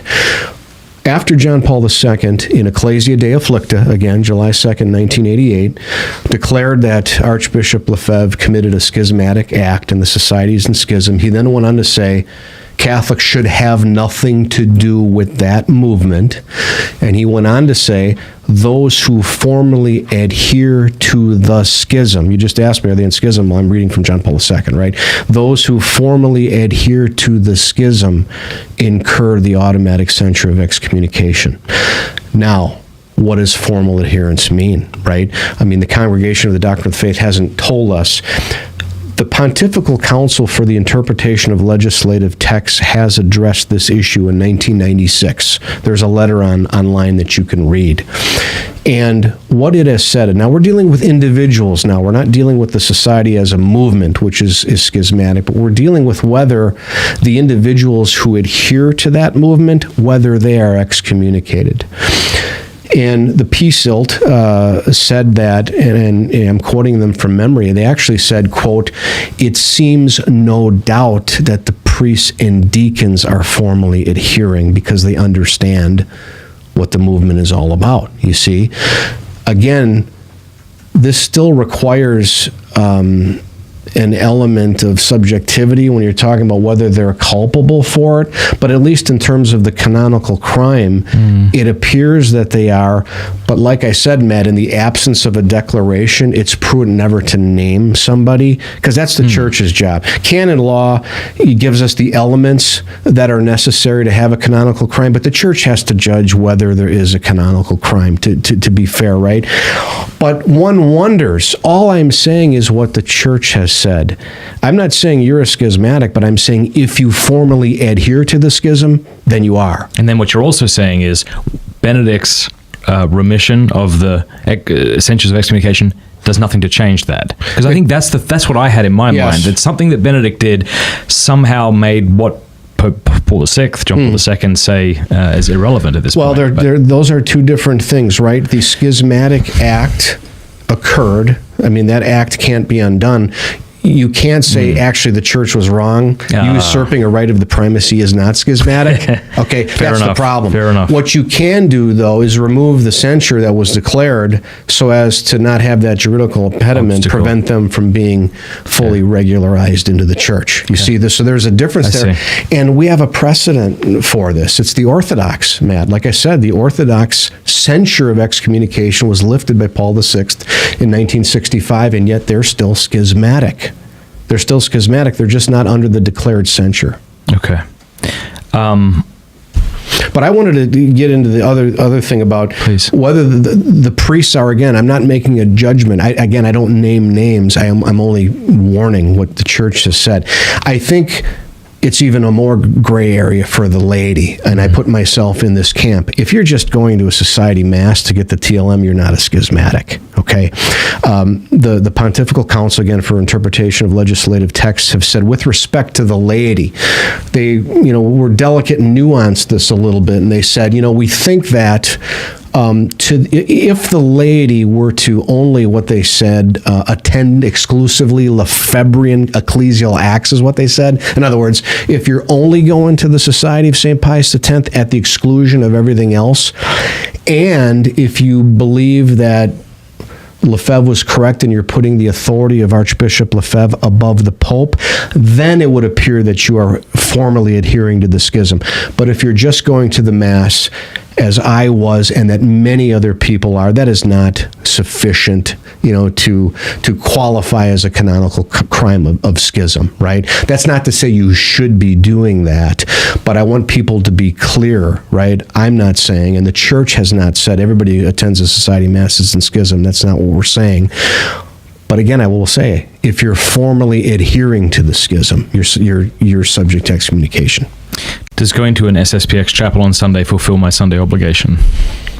No, but I would say, don't take my word for it. Go to your bishop and get his authority, because that's what I did. I I've explained the rationale behind that already, and that the obligation is tied to a church sui juris that's in full communion with the Pope and with the local bishop, which only makes sense, right? The church has a right to regulate, the liturgy and to ensure that people are worshiping in communion with the Pope and the bishops. But go to your bishop and get a judgment on the question. Ecclesia Dei has said over and over again in its replies, which again we can't rely upon because they're intended only for those for whom they were intended, but that it doesn't fill the Sunday obligation, other than one instance. And I should mention, I looked into that and talked to some canonists about it. It was a situation, Matt, where a person did not have recourse to any Catholic church. Now, this is interesting. The rationale for the PSED, Ecclesia Dei, saying that because you have no recourse to a real Catholic church, you can go to the society mass to fulfill your Sunday obligation. It said in the strict sense. You know what it was actually saying? It was saying because you don't have recourse to a Catholic church, you technically cannot fulfill the ecclesiastical precept. But you still are obligated to honor the Lord on his day. And so by going to a society mass, you would fill the divine law because it's an act that you're doing because you can't get to a Catholic church. Now, that's fascinating. If this guy said, Ecclesia Dei, if I pray the rosary because I don't have a Catholic church to go, they would have probably said in the strict sense, praying the rosary satisfies the obligation, not the ecclesiastical precept, because you can't get to a Catholic church, but you still are obligated under divine law. And going to a society chapel or praying the rosary or praying a missal, whatever the case may be, that in the strict sense would then fulfill the obligation. You see how nuanced these things are? I do see that. And what I see funny is the mirroring of this, because you have SSPX apologists online saying you need not attend a Novus Ordo. You can still honor the Sabbath, but maybe do that by praying the Holy Rosary. So it's like the inverse of it, except without the authority to make that. What I'm saying in this particular case is that this is one of many examples where the society will commandeer and take completely out of context and distort something to give a conclusion that really is not reality. That letter that Monsignor Pearl wrote does not mean one can satisfy the obligation by attending a society mass. And in fact, Monsignor Pearl, after he issued that, it was actually published in some Catholic newspapers, and Pearl, it's amazing that he reacted by coming out 4 months later, I think it was in January of 2003, and saying, time out. I gave a reply to a specific individual for his circumstances. This was not intended for the universal church, and he said the masses are illicit, and people are forbidden from attending them. So here we have the society advancing an Ecclesia Dei reply, which they take completely out of context and then fail to mention the fact that Monsignor Pearl followed up 4 months later with a clarification of what he really meant. You see? So that's why you've got to be careful. Interesting. You've got to do your diligence. Unfortunately, what I have discovered in reading the society material, and I'm not accusing them of, any type of intentionality, but I have found that things are often presented in ways that really don't comport with the truth or with reality. This is one of those cases. Has there been any statement by a pope that has said that the SSPX are in full communion with the church or in communion with the church? No. Okay. Because they're not. I keep hearing irregular state. Where does that come from? What does that mean? Irregular means not regular. And as I've said, not regular means not according to the regula, which is the rule of the church. And so if you want to say they're irregular, I agree. They're not according to the rule that Christ established, that one is required to have a threefold juridical bond with the Catholic Church of faith, worship, and governance, which they lack. And as clergy, they're not part of or sent by the church. And so they would be irregular because they're not according to the rule of the church. What are some other of the society's errors in canon law, or have we covered most of them?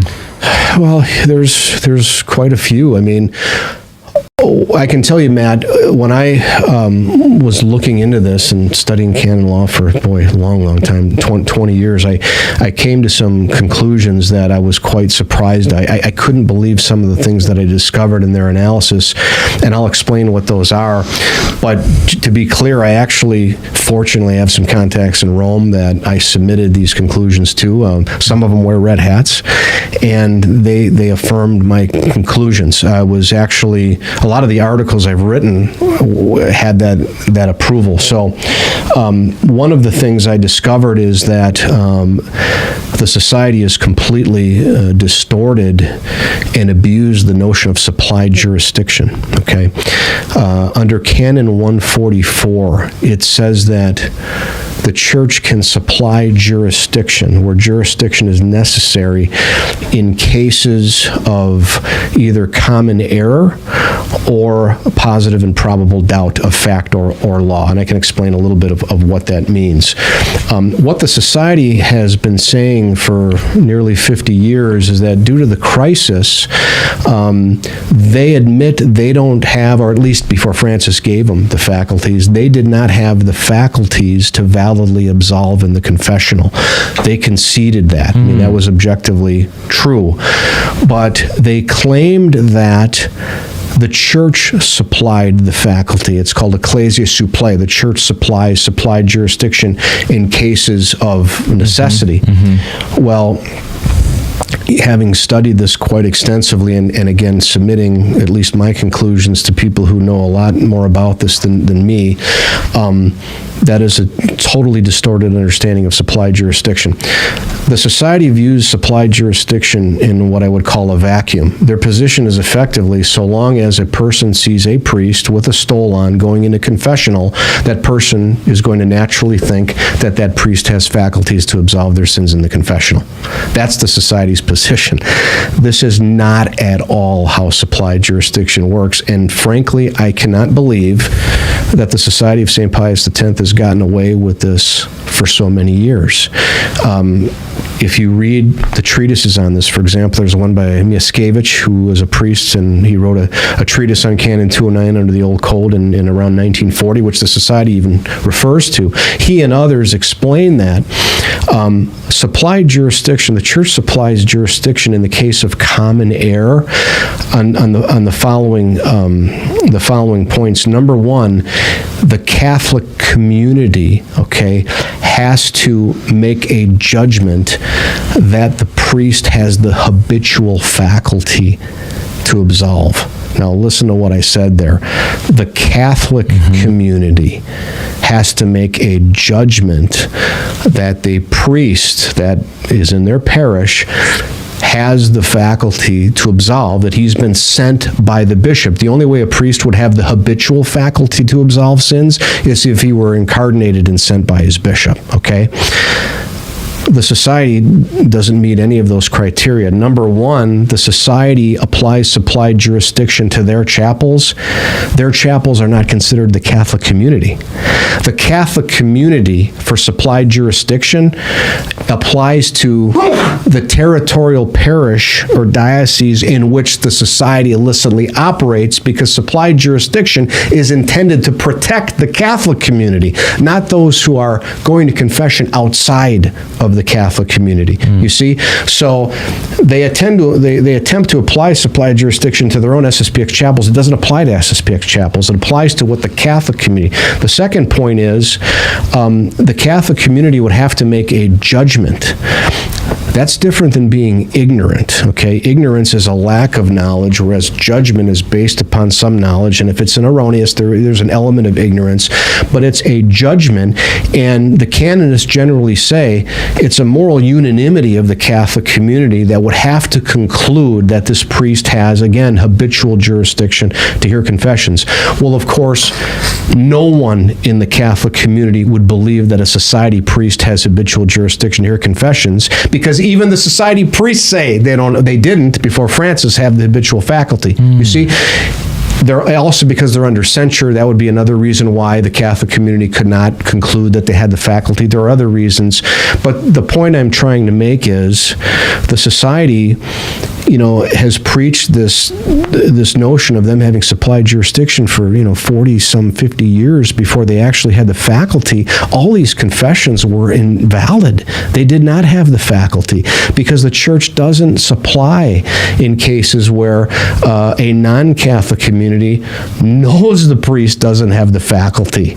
It wouldn't apply in that case. You see, supplied jurisdiction always concerns whether the priest has an habitual faculty from the bishop. And that's why when you read the treatises, it's always in the context of the diocesan parish, okay? Let's say, for example, people regularly go to confession on Saturday afternoon, and Father Joe is usually there. Well, all of a sudden, it's Father John this week, okay? They don't know who Father John is.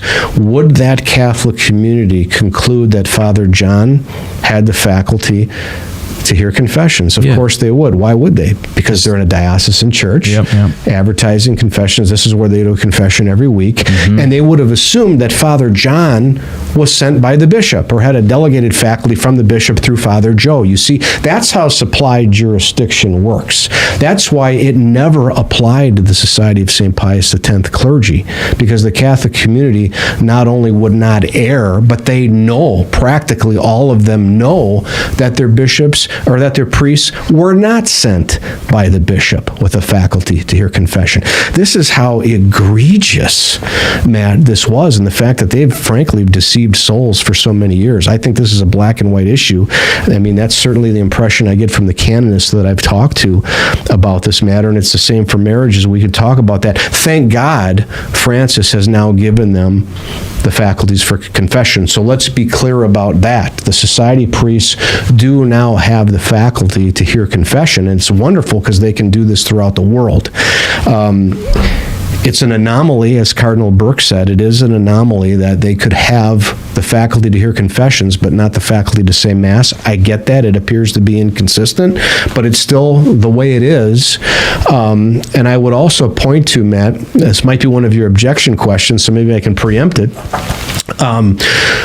The Orthodox are in a similar situation. There is a precedent in the Church where a cleric is considered in schism and yet has the faculty to hear confessions. And you know what it is? It's the Orthodox.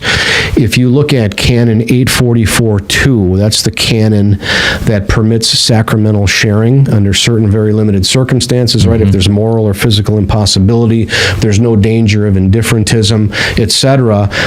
A Catholic could approach a non-Catholic minister for the sacraments of penance, Eucharist, and anointing of the sick, where the sacraments are valid in their churches, okay? Well, what the Church has said, Ecclesia Dei, Cardinal Cassidy, and a number of others have said, what that canon's referring to is the Orthodox. Because there are certain sees in the East that were legitimately established, okay, and now usurped by schismatics and heretics, unfortunately, but because they were legitimately established, those offices had jurisdiction attached to them, okay, through the delegation of the Holy Father. And the popes haven't withdrawn it. Now, they could withdraw that jurisdiction, but they haven't. They've given tacit approval, and that's why the canon, this is in my opinion, our canon law says these sacraments of penance, which requires jurisdiction, are valid in some of these separated churches, you see. So the Orthodox would be another example where a cleric would be considered a schismatic, but has the faculty to absolve. Interesting. So when somebody says, well, look, at the society is in full communion because they have the faculty to absolve, I just point to the Orthodox. Again, they are schismatics, but they do have the faculty to absolve, and it's only because the Pope has allowed them to continue appointing patriarchs to these offices and have priests, so there's jurisdiction in these usurped sees that operate to give jurisdiction to the prelates to hear confessions. So it's another precedent. I mean, Cardinal Burke called it an anomaly, and in a way it is, because the society situation is a little different, but still, there's precedent for schismatics to have the faculty to absolve in confession. The society priests are not the first ones. Okay, thank you. That clears up a lot for me. So someone might say maybe they're not in communion with the church, but at least they are doctrinally sound. But you've made the claim that they're not. So what are the SSPX's theological errors? Well, we've pointed out in practice that they reject dogmas of the faith in practice. Now, I'm not saying that they're going to come out and articulate their rejection. Well, let's talk about the profession of faith itself. The profession of faith that John Paul II enacted for the universal church, both East and West, in 1989. Okay, the Nicene-Constantinopolitan Creed, followed by propositions that we must accept as Catholics, and especially those who hold office in the church. The Society rejects the profession of faith of the Roman Catholic Church explicitly. Archbishop Lefebvre did. The reason why is they reject the third proposition. There are three propositions. The first is whatever the church teaches as revealed truth must be believed with divine and Catholic faith. They don't have a problem with that. The second category is whatever the church teaches definitively, and it must be definitively held. Both category 1 and 2 are considered infallible judgments by the magisterium. The first we hold with divine and Catholic faith. The second we also hold with supernatural faith, although it's a little bit different category. Mm-hmm. But they reject the third category, Matt, which says that when the magisterium teaches in a non-definitive manner, we're still obligated to give a religious assent of intellect and will. And of course we are. That's revealed. Christ said, hear the church. Christ said, take it to the church. He who hears you hears me. So, who would disagree with the fact that we have to give religious deference to non-definitive teachings of the magisterium? This is different than saying we have to give an assent of faith. The third proposition does not say we give an assent of faith, but we give a religious obeisance or submission of intellect and will, a religious deference, which many theologians will say still opens the possibility of suspending judgment if you think there might be something that conflicts with a higher truth that the church has taught, you see. And they reject the profession because they reject the third category, and they reject the third category because they don't want to even give a religious assent to the teachings of Vatican II, which in all respects are non-definitive. At least they're not presented in a dogmatic definition with accompanying anathemas, right? But they don't want to give any deference to the documents, and hence they've gone out and rejected the profession of faith as a whole.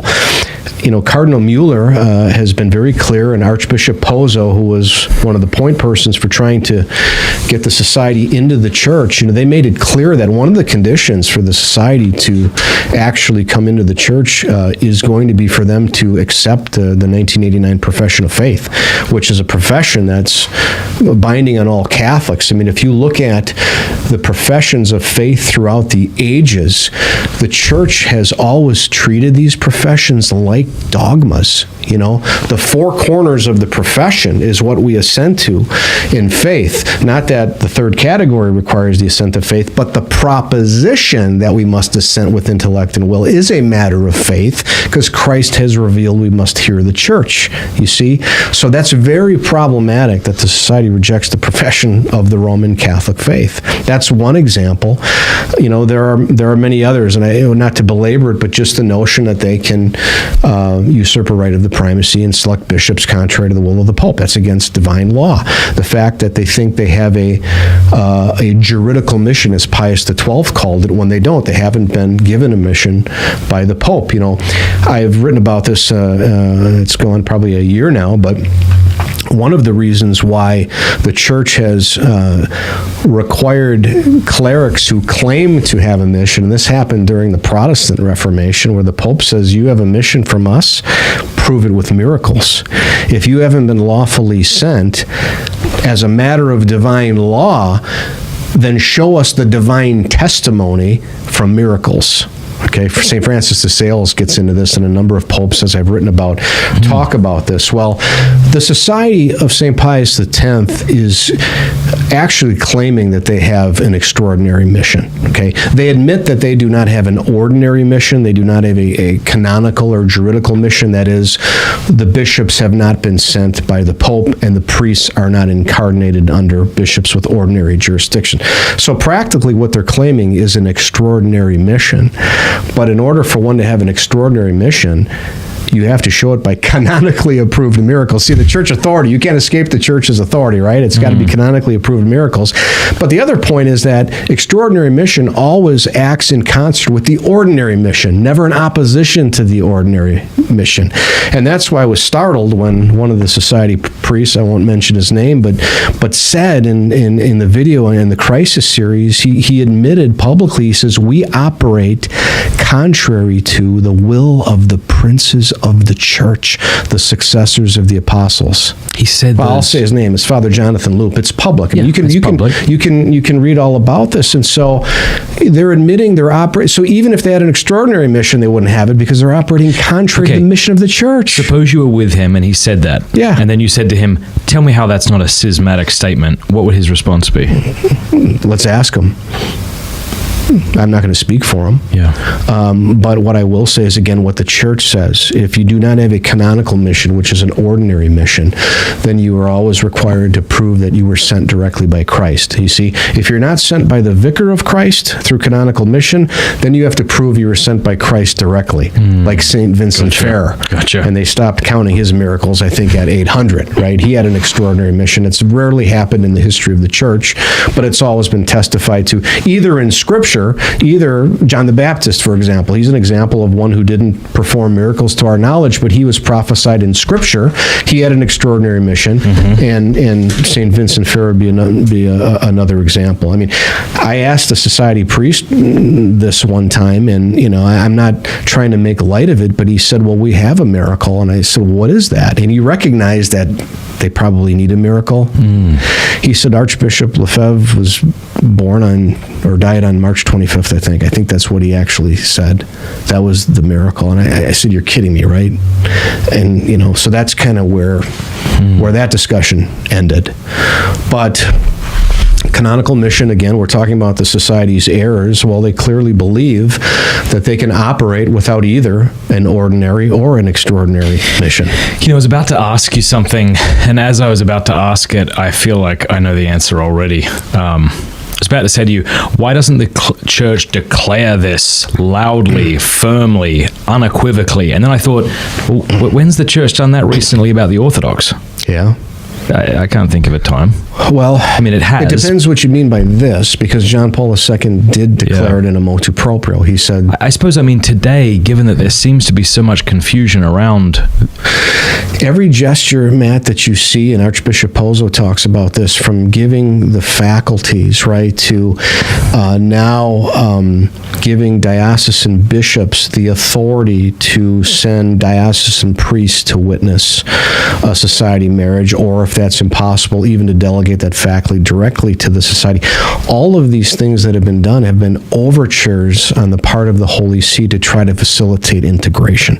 They all say that. Archbishop Pozzo says that all the time. All these acts that have been done really were done with a view toward bringing them into the church. I mean, these are men of good faith, and it's amazing that they still would want to, after, we have decades and decades of total repudiation of, and rogue ministry, but God only knows if it's going to happen. I tend to think that it probably won't happen at the movement's level, but that individual priests will break off, and maybe a substantial number of them will break off. Only God knows. I hope that's the case, because we sure could use them in the church. We want them in the church. Yeah. Let me ask you one final question, then we'll take a break. When we come back, I want to throw a bunch of objections to you about the SSPX, and then I'd like to move into the topic of Sedevacantism, this spirit that seems to me needs to be exercised from the church. What was Benevacantism? We'll talk about that as well. But like, here's the question, because I think a lot of people might be thinking this. They're like, all right, in a day and age like this, where there is so much liturgical abuse, where you've got people, certain prelates like Father James Martin and others, seeming to try, maybe I'm wrong, but it seems like they're trying to normalize intrinsically evil acts. Okay. You're worried about this? Like, why is this your thing? Why not make the liturgical abuses? I mean, how many Catholics don't believe in the true presence of Christ? Right. You've got this group of faithful Catholics over here who love Jesus Christ, love what the church teaches, and you're deciding to make this your whipping boy. I'm not saying that, but I could see someone. I understand that, and I do understand that. But the answer to that is there's no salvation outside the Roman Catholic Church. Once you understand what the Roman Catholic Church is and recognize that movements like the Society and Sedevacantism and independent chapels are not part of the Catholic Church, either the dogma means what it says or it doesn't. Okay, I'm betting that it means what it says and what the popes have always taught. And so you're right, we need to oppose these liberal errors on the left. And I've spent most of my apologetics career fighting these liberal errors on the left, Matt. I get it. I mean, the liturgical and doctrinal abuses are all over the place. But there are also errors on the right, these extreme errors on the right, which are overreactions to the errors on the left. And in some ways, the errors on the right are more dangerous and more pernicious because they lead souls out of the bark of Peter. That's what I'm trying to prevent, and what those who have joined me in this fight for tradition are trying to prevent. This is not to downplay the crisis. This is not to bury my head in the sand. I know what's going out there because I've been fighting against it. I've been fighting against Fatima and Freemasonry and liturgical abuses and doctrinal aberrations for 25 years. I get it. But I also have come to realize that there has been an overreaction, and that is exiting the Catholic Church for a false understanding of what I call this counterfeit church of tradition, where now we're only going to define the church because all the prelates are evil. We're only going to define the church as those who profess the true faith. Well, that's throwing the baby out with the bathwater. It's an overreaction. I know, the truth in the middle sounds cliche, but it actually is the case. In the middle is where the bark of Peter is. We got to do the best we can. We oppose these aberrations and these doctrinal errors and heresies. Of course we do, but we do it by remaining within the church, by being united to our bishop. We may not agree with everything that our bishop says and does, and we certainly do not follow any commands of our bishop that are outside the scope of his authority or that would command us to sin or commit sacrilege. If the only Mass I can attend is one that's replete of sacrilege, I don't have an obligation to go, and I will not go. I want to make that clear. Like I said, with this false dichotomy, you got to look at all the facts. I'm not going to go to a Mass that is offered outside the Catholic Church. I'm not going to do it, but I'm also not going to go to a Mass that may be offered by a priest with the faculty, but he's dressing up, like a clown. I'm not going to go to that either. Those are extremes, though, right? Aren't they extremes? They are. I mean, you live here in Steubenville, and where I am in Milwaukee, there actually are other options. Let's face the facts. I know there are extreme situations, but that seems to be an exception, not the rule. All right, thanks. Let's take a break. Thursday, and then when we come back, I've got some objections, and we'll get into Sedevacantism.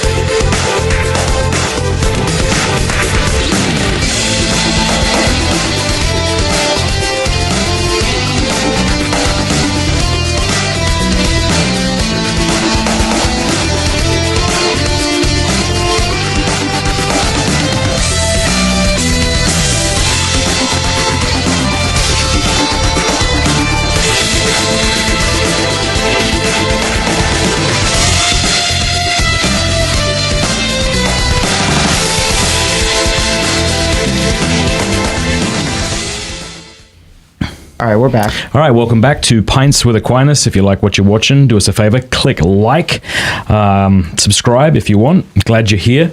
So what we're going to do now is I've come up with just sort of some objections that I think someone in an SSPX community might make, because we're really not here to straw man anyone's arguments. And if I'm doing that, I'm sorry. And I'm also not here to I don't know about you, but I feel like I don't have a dog in the fight. I think everything you're saying today makes a lot of sense to me. If the church comes out and authoritatively makes a decision tomorrow, okay, terrific. Yeah. But let me throw these objections at you, and let's see how we go. I've got 11 here, and some of them you've answered, but I'm going to throw them out again. Okay. Just maybe you want to answer them quickly. Doesn't the fact that Pope Francis gave faculties to the SSPX show that they're no longer in schism? Well, and again, we mentioned the fact that the Orthodox are still schismatics and can validly absolve. So there's a precedent there. Cardinal Burke said it's an anomaly, but granting the faculty for a specific sacrament does not legitimize the entire ministry. After all, there are 7 sacraments. Pope Francis gave the faculties for one, and then conditionally for a second. Okay, there are 5 other sacraments, by the way, for which they don't have faculties, and that's because they either weren't given them by a bishop with authority or are not incarnated. So no, there's a distinction between whether they have a legitimate mission and whether they have faculties to do certain things, whether they're sacramental or acts of governance. I'm just thinking this now, but if someone was to say, which you've responded to, maybe we'll get to again, that Benedict's removal of the excommunication legitimizes the SSPX, they're no longer in a state of schism. Okay, but then why would Pope Francis need to give them faculties? Isn't that an admission that they actually didn't have the faculties to hear confession even since the time of Pope Benedict? Of course it is. And in fact, Francis even says he wanted to do that to alleviate the uncertainty of the validity of their absolutions. So he was, this was a care for souls, is how he put it. Second objection, society priests mention the name of Francis and the local bishop in their liturgy. Doesn't that show that they're not in schism? Again, so do the old Catholics, and they're schismatics as well. As I've said, the popes have said a mere profession of unity doesn't mean there is actually the juridical reality of unity. And again, this gets back to what I said in terms of ecclesiology. Is it just appearances? We didn't talk about this, Matt, but this is important. Their bond, which makes us members of the church, and I think this is something that we want to spend just a little bit of time on. The first is called faith, or the profession of faith. This came to mind when you said they profess Francis in the canon, because it calls to mind the error of this false church of tradition, whereby it's what is only professed, or what is only appears to be the case, but what is not actually the reality. The profession of faith, when I say there's a threefold juridical bond that makes us members in the church says it's faith, worship, and governance. The profession of faith is not a Catholic's ability to articulate the faith and the doctrines of the faith. What the profession of faith is baptism in the church, coupled with a profession of faith, which either the godparents make on the infant's behalf or the adult makes.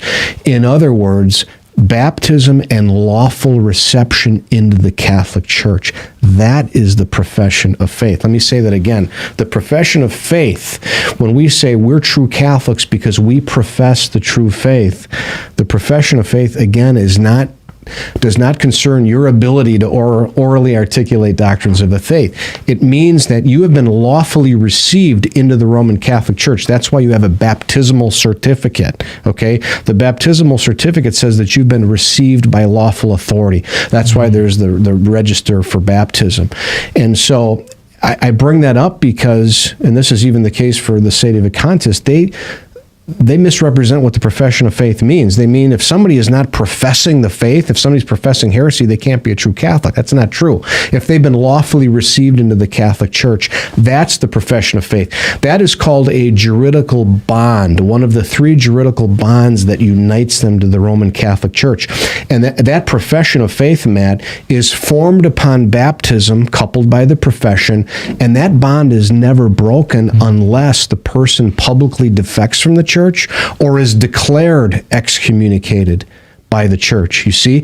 So the profession of faith is something that is formed at baptism, right? Water baptism and profession, and exists in reality unless it's cut off either by publicly defecting or the church cutting off itself. It has nothing to do with the profession. So I bring that up because when you said, well, we profess Francis in the canon, it just called to mind of the fact that you may be professing something, but it doesn't reflect the juridical reality. You're not actually legally united to him. You're not subject to his jurisdiction. How do you know you're legally united to the Pope through his jurisdiction? Because you're in union with your bishop. If your bishop's in union with the Pope and you're in union with your bishop, you're united to the Pope, you see? So are you in union with your bishop? Well, clearly the society clergy are not in union with the Holy Father because they're not under any bishop with ordinary jurisdiction, you see? And formal adherence to what they're doing also results in you being separate from the church through formal adherence. So it's a little bit about the profession. Thank you very much. Again, you've answered many of these, it turns out, but let's feel free to take another swing at them, even if they're quick. Doesn't the SSPX have the authority to operate as it does because of a state of necessity? Yeah, and we mentioned that the church has always said that no necessity ever justifies circumventing the divine law on mission, on jurisdiction, on the rights of the primacy. It can't happen.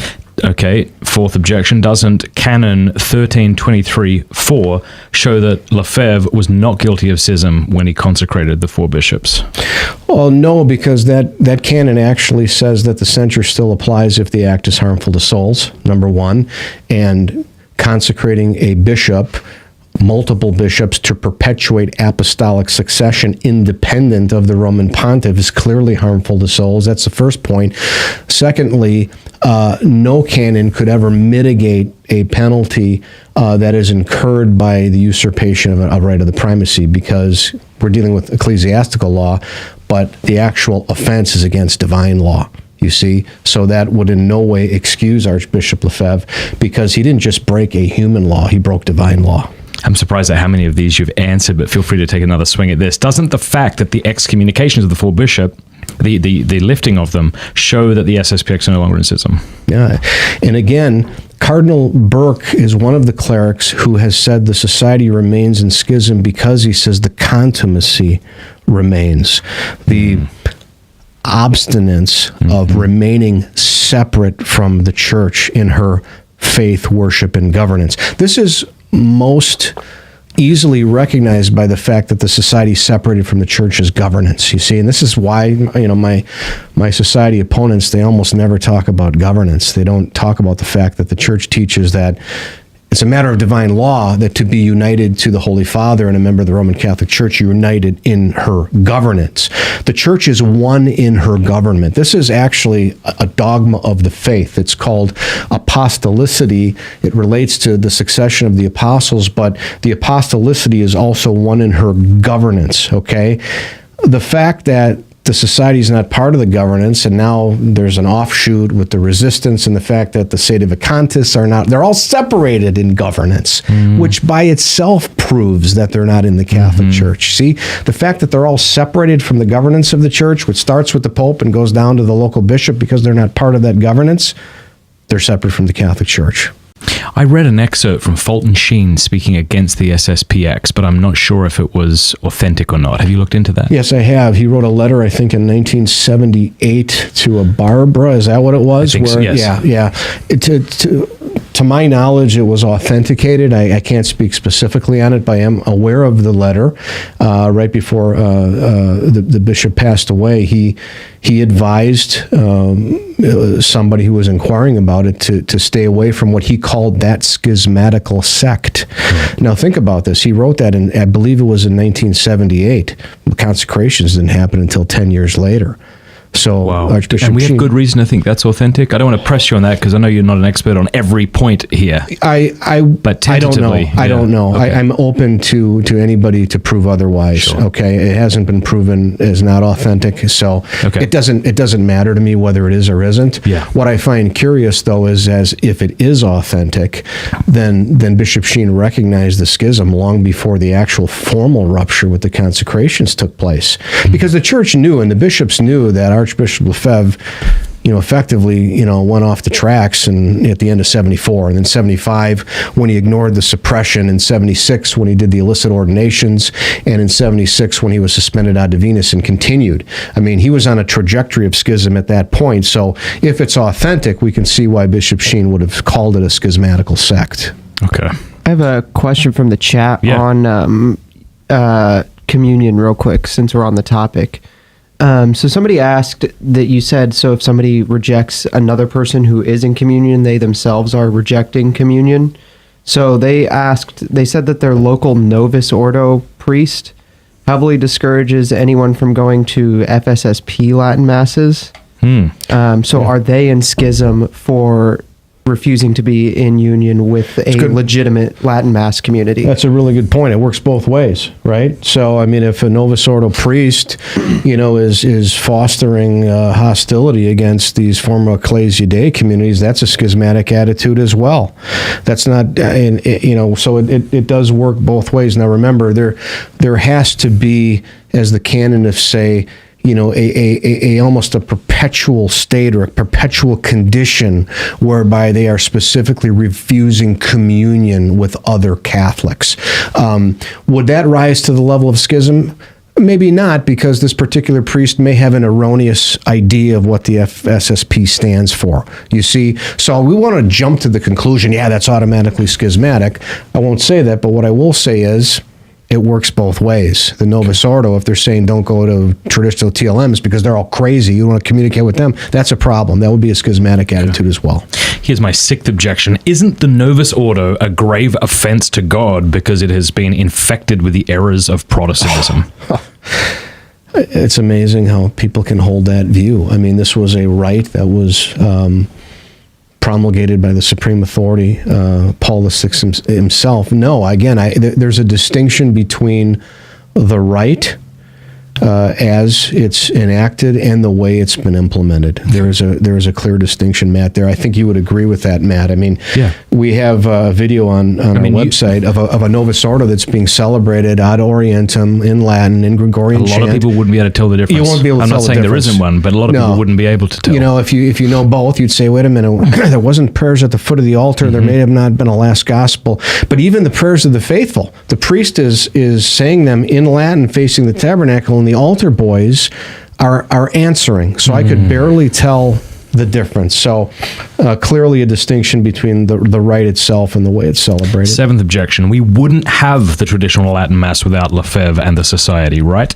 Well, that's absolutely false. As I said, Paul VI was willing to have Lefebvre continue to form priests in the old rites. This is another interesting point I didn't mention. John Paul II in 1984 in Quater Abing Annos gave an indult for the 62 Missal. This was 4 years before the consecration, so even John Paul II was promoting the 62 Missal and giving the indult for priests to celebrate it. I can tell you in Milwaukee, I knew a half a dozen priests, a few of them have now deceased, that continued to celebrate the Tridentine Missal, even in my diocese, which got really bad under Bishop, may he rest in peace, Rembert Weekland. But these priests were still celebrating with the approval of the bishop, the TLM, and here are 6 guys in Milwaukee doing it. So no, again, I think the truth is just the opposite. I think that these restrictions that, God forbid, are coming down are because of the Society of St. Pius X and the way that they have use the Mass to, unfortunately, foster the separation that exists between them and everybody else in the church, frankly. Eighth objection. Wasn't Rome toying with Lefebvre on the topic of allowing him to ordain a bishop, so it was necessary for him to take action the way that he did in order to preserve the faith and tradition? Well, that can be shown to be completely fallacious because they signed a protocol together whereby Lefebvre was going to get a bishop to be consecrated on August 15th, 1988. Where was the toying? That was a protocol that was signed by Lefebvre and John Paul II, Cardinal Ratzinger. So I don't see how that argument has any merit whatsoever. It also calls for speculation or prognostication about what the future was and about the state of mind of Archbishop Lefebvre. But what we do know is that Rome was going to give him a bishop and even schedule the date for the consecration. Ninth objection, are you really saying that going to a society mass is not allowed, but we can go to a Novus Ordo quote-unquote clown mass? When did I say that? Well, I guess you didn't. Right.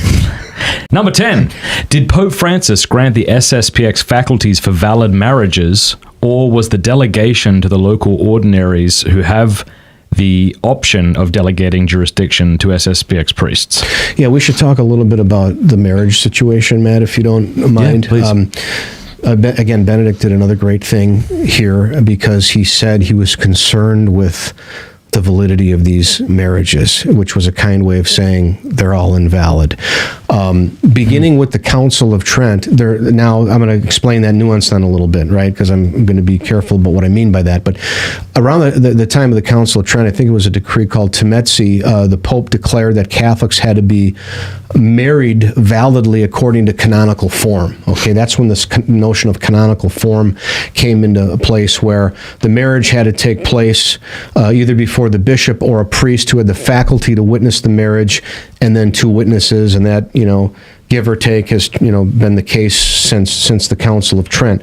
It is clear that the society clergy never had the faculty to validly witness marriages, and yet have been doing so for decades. Not to deviate too much, but this is also an important point that we haven't raised yet. We talked about the evidence for schism. We talked about usurping a right of the primacy. We talked about their willful separation from governance. What we didn't mention is the fact that the Society of St. Pius X has also erected its own marriage tribunal, effectively. They call it the St. Charles Borromeo Canonical Commission. I know for a fact it existed because I represented a client before it and was frankly disgusted with the whole thing, and that's I'm not going to get into the details there, but the point is, this, and I've talked to people who are favorable to the society, they all admit, Matt, that this is the one instance where schism is most evident. The fact that the society has erected a tribunal which clearly usurps the authority of local bishops and even the Holy See, because this tribunal was set up.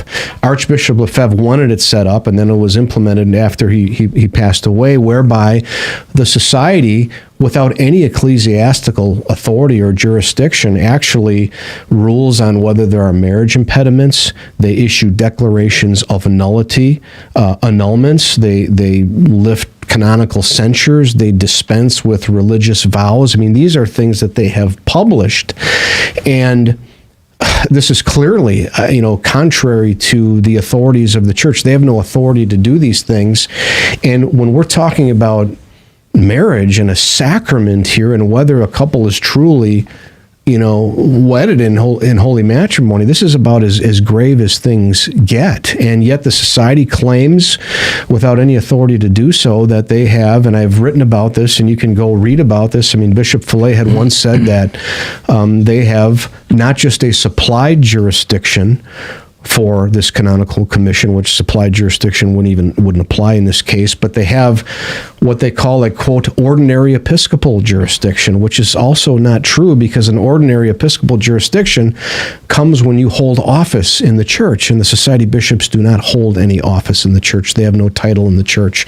So I bring this up because we talked a little bit about schism, but didn't address the fact that they have erected their own schismatic tribunal, and that's, I can't think of any other word to call it but that. They're usurping the authority of the bishops and the Holy See, and rendering these judgments, which they claim are true verdicts and have binding and loosing effect upon Catholics. It's even been reported that they require Catholics to swear in the Gospels that they will not go to, quote, Novus Ordo tribunals and will abide by their judgments. This is a fact? Or There's this a is something fact. you've heard? It's fact that's been published in a number of articles, including articles I've read, but by others. I came upon this long after other people had published it. One was in the Sodalitum, I think, a French magazine, and statements by Bishop Follet and Bishop Tissier. Now, if they can prove these are wrong, please do so. I'm just reporting what is out there. But I know from personal experience, Matt, that the commission exists because I, as a lawyer, represented a client in a marriage case before the commission. So I know it exists, and I know it was a mess. I mean, they were quoting canon law from the 1917 code, which doesn't even apply today, and I asked them, what canon law are you relying upon in these administrative and legal proceedings? They couldn't even tell me. It's a mess. I wanted to bring that up because it is a clear case of schism when you erect your own tribunal. But to get back to the marriage question, Pope Francis, in 2017, I believe, gave the bishops the authority to appoint diocesan priests to witness society marriages in society chapels to ensure their validity, to make them valid, because the society priests obviously don't have the faculty to witness marriage. And what the what the guidance says is, if that's impossible, then the bishop could actually delegate it directly to a society priest. If it's impossible, find a diocesan priest. So it's primarily meant for the diocesan priest.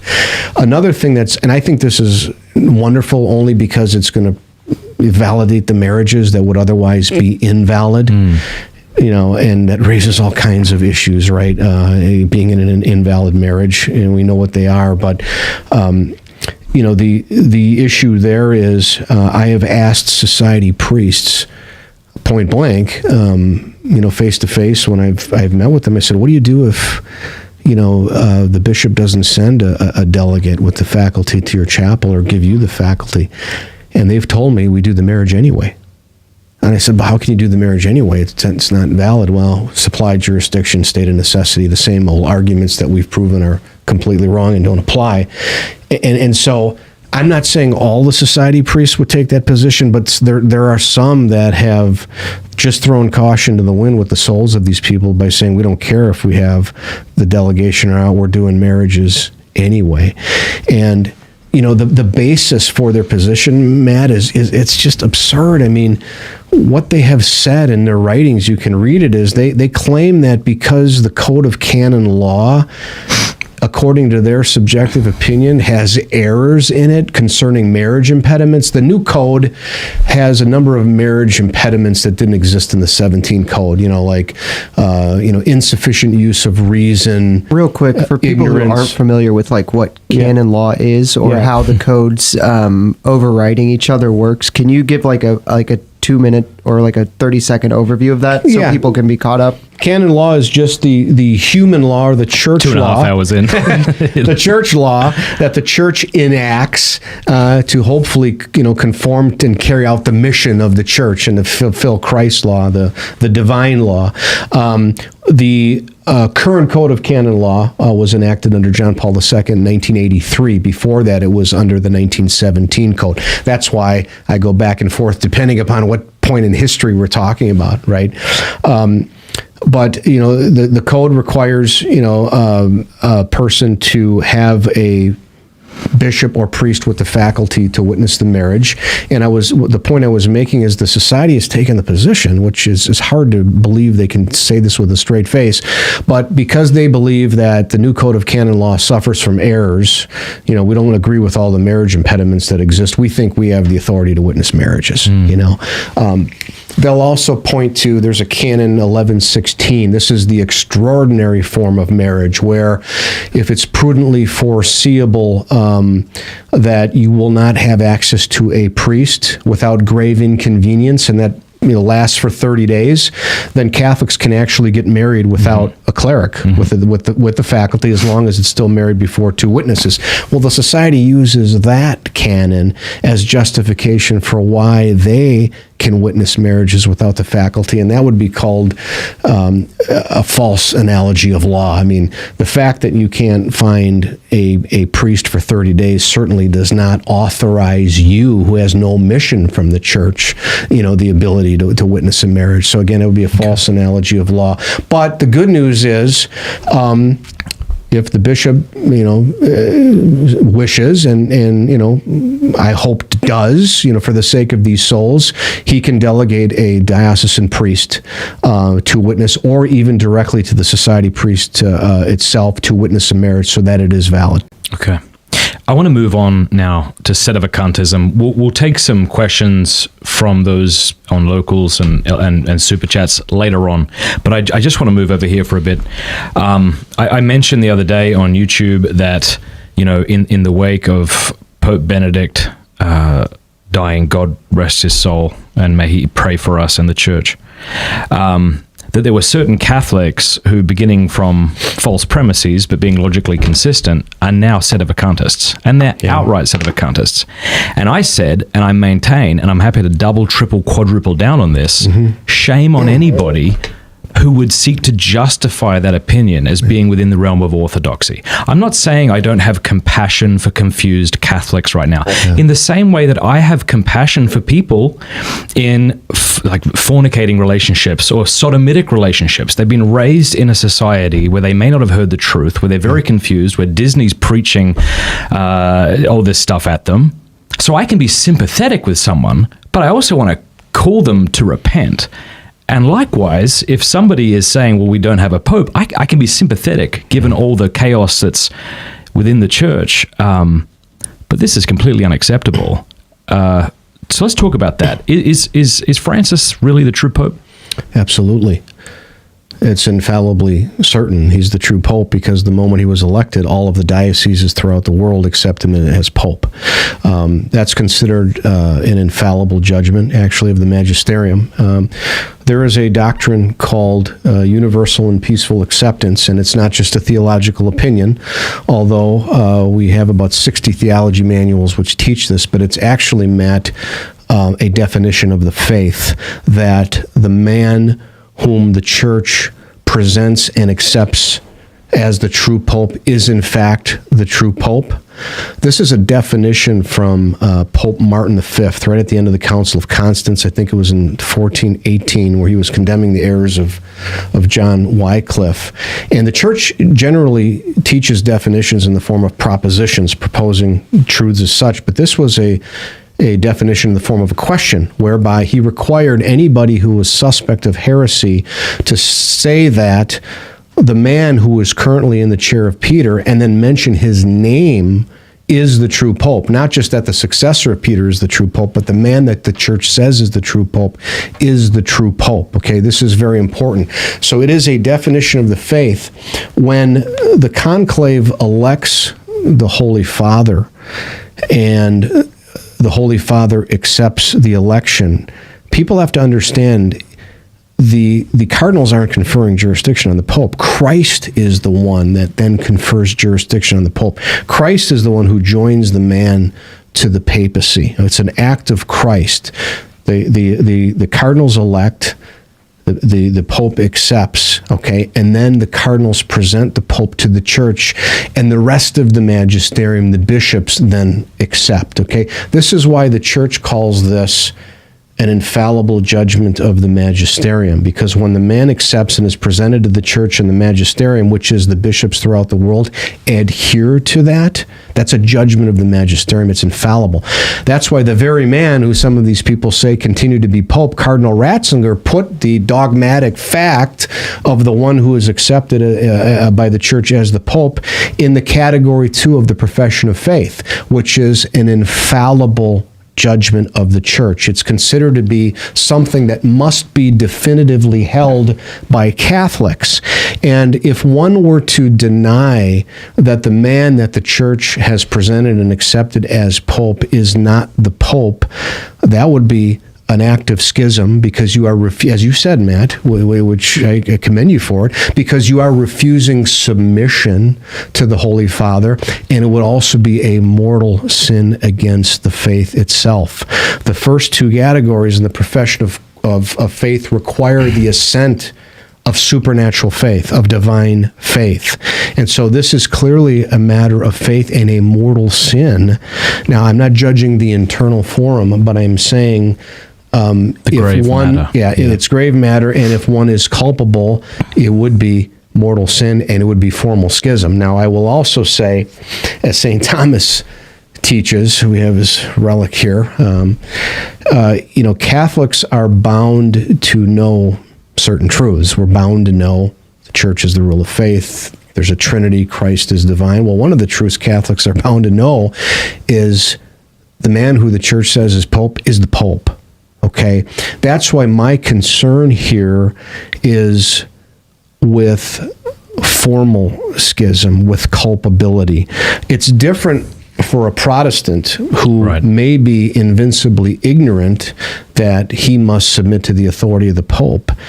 But in my opinion, a Catholic cannot be invincibly ignorant of the fact that he must submit to the man the Church says is Pope, the magisterium says is Pope, that the cardinals and entire episcopate has adhered to as the Pope of the Roman Catholic Church. He has to know that, and he's culpable for rejecting it. That's why I'm concerned with the state of these people's souls. I can't judge them. None of us can. Mm-hmm. But objectively speaking, it would seem to me that those who would reject Francis as Pope would be formal schismatics. They would be formal occult schismatics. We didn't get into some of these distinctions, which I think we should. Formal is where there's culpability, where the person has sufficient knowledge to know that something is a rule of faith and they reject it. Mm-hmm. So they're culpable. That is what formal means. The form of the act is in the intention, you see. So you can have formal schism, formal heresy. Material schism, if we call somebody a material heretic or a material schismatic, that refers to a public non-Catholic. I know some of my colleagues and maybe some theologians will call Catholics material heretics or material schismatics, but that's technically not traditionally the way the term is used. When you say somebody is a material heretic, what you mean is that person holds a material heresy and is invincibly ignorant for doing so. So they are a material heretic, but they're not culpable, but they're still a public non-Catholic. Okay? Whereas a formal heretic could be a public non-Catholic, such as a Protestant who has enough learning to know the Church is the rule of faith but rejects it. But it also could be, a formal heretic could also be a Catholic who is a visible member of the Church but who has committed the sin of heresy internally. This is another important distinction too, because a lot of trads throw these words around, material, formal, occult. Some of them don't make these distinctions at all, which is a mistake. Occult heresy is heresy that is either entirely hidden or is externalized publicly but not yet recognized by the Church. You see?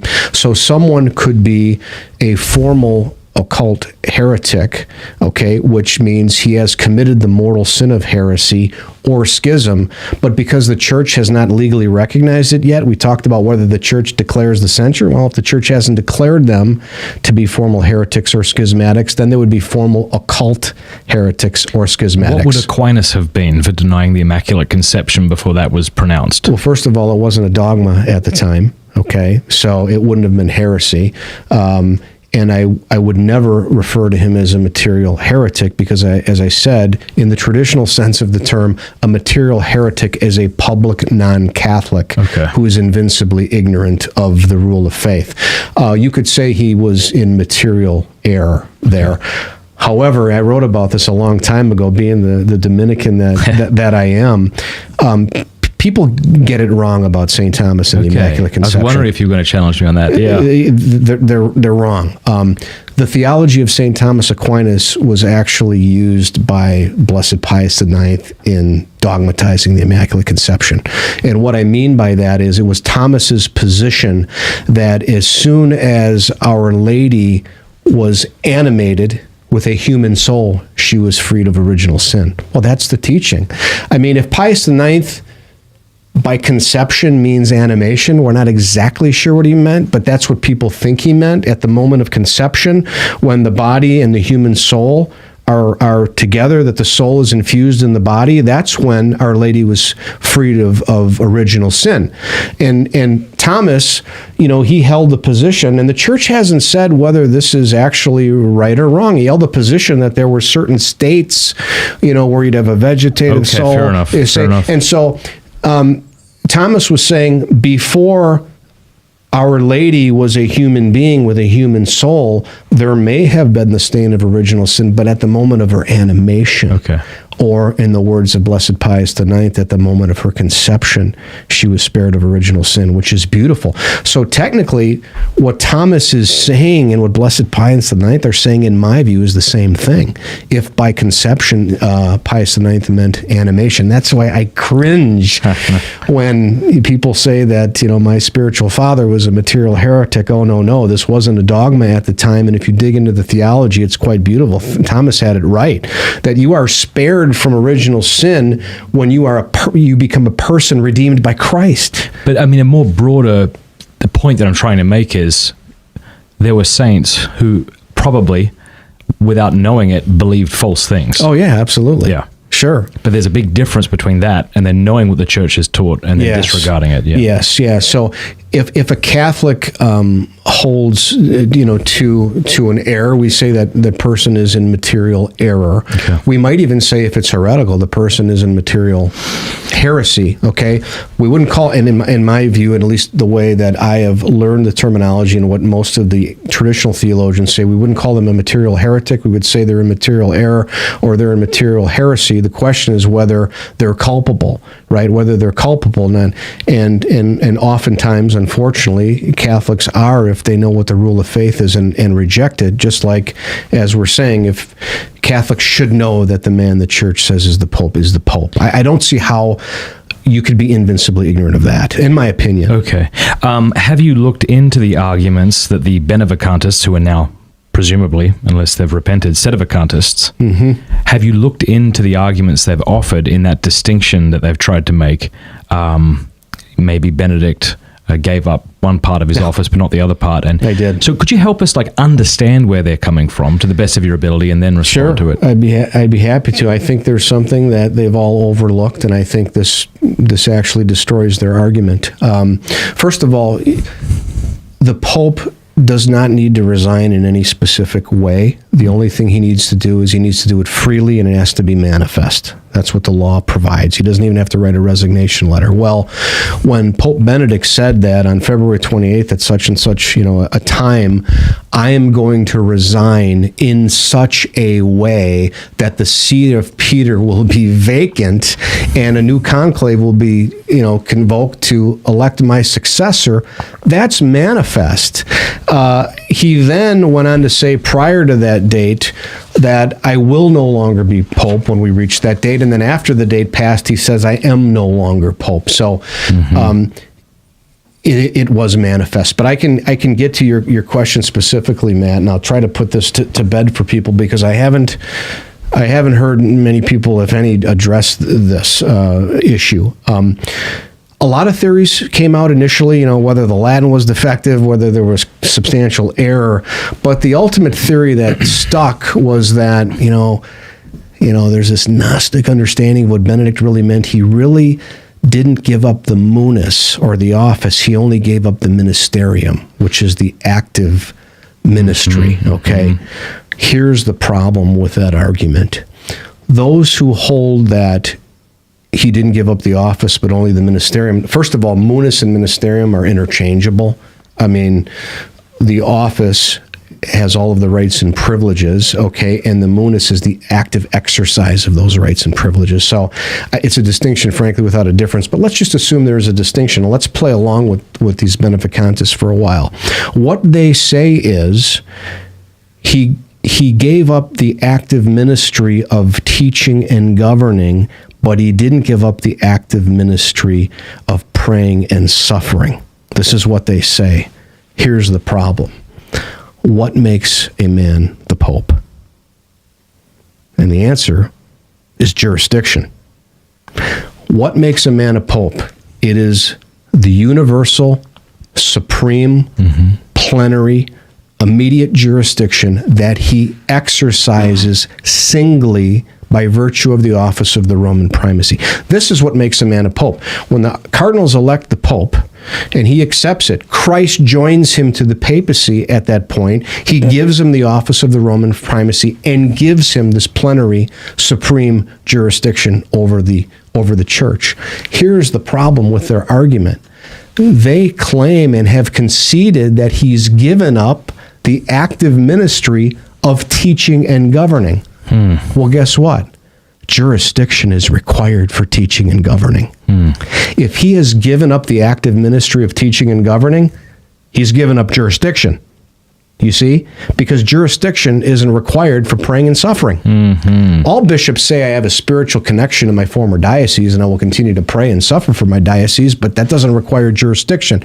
So this is a huge lacuna and a huge error in the Beneplanist position, because they've conceded and they've argued that he's given up the active ministry of teaching and governing, but that would require a relinquishment of jurisdiction, which is what makes him the Pope. The fact that Pope Benedict renounced the ministerium, which is the active exercise, is almost a more forceful way of resigning, because he's saying, I'm relinquishing the active ministry.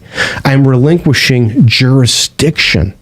And then he goes on to say that in such a way that the see is going to be vacant. Well, this Roman primacy, the chair of Peter, to which jurisdiction is attached, that's how he assumes jurisdiction, by Christ joining him to the primacy, right?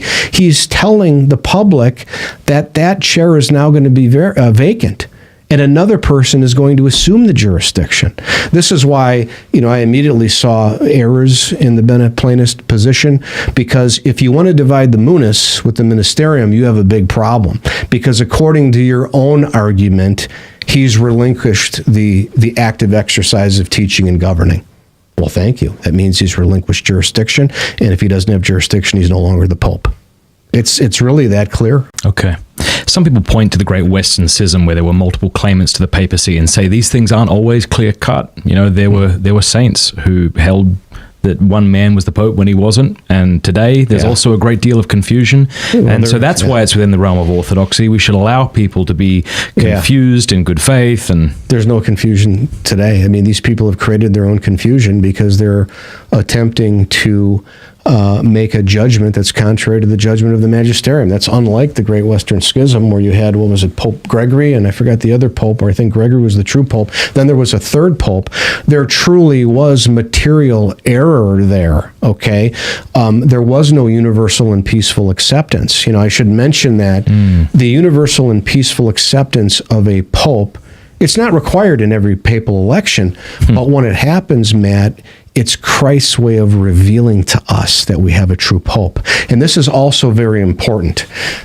These Sedevacantis allege that there were all kinds of canonical irregularities in the election. Well, you know what? The doctrine, according to Martin V and all the dozens and dozens of theologians who've explicated the doctrine teach, they teach that to the extent there were defects or irregularities or even illegalities in the election, all those defects are healed in the root, they say, by the fact that he is joined to the papacy, and the act of the people accepting the election is actually an infallible effect of the cause of him being the true pope.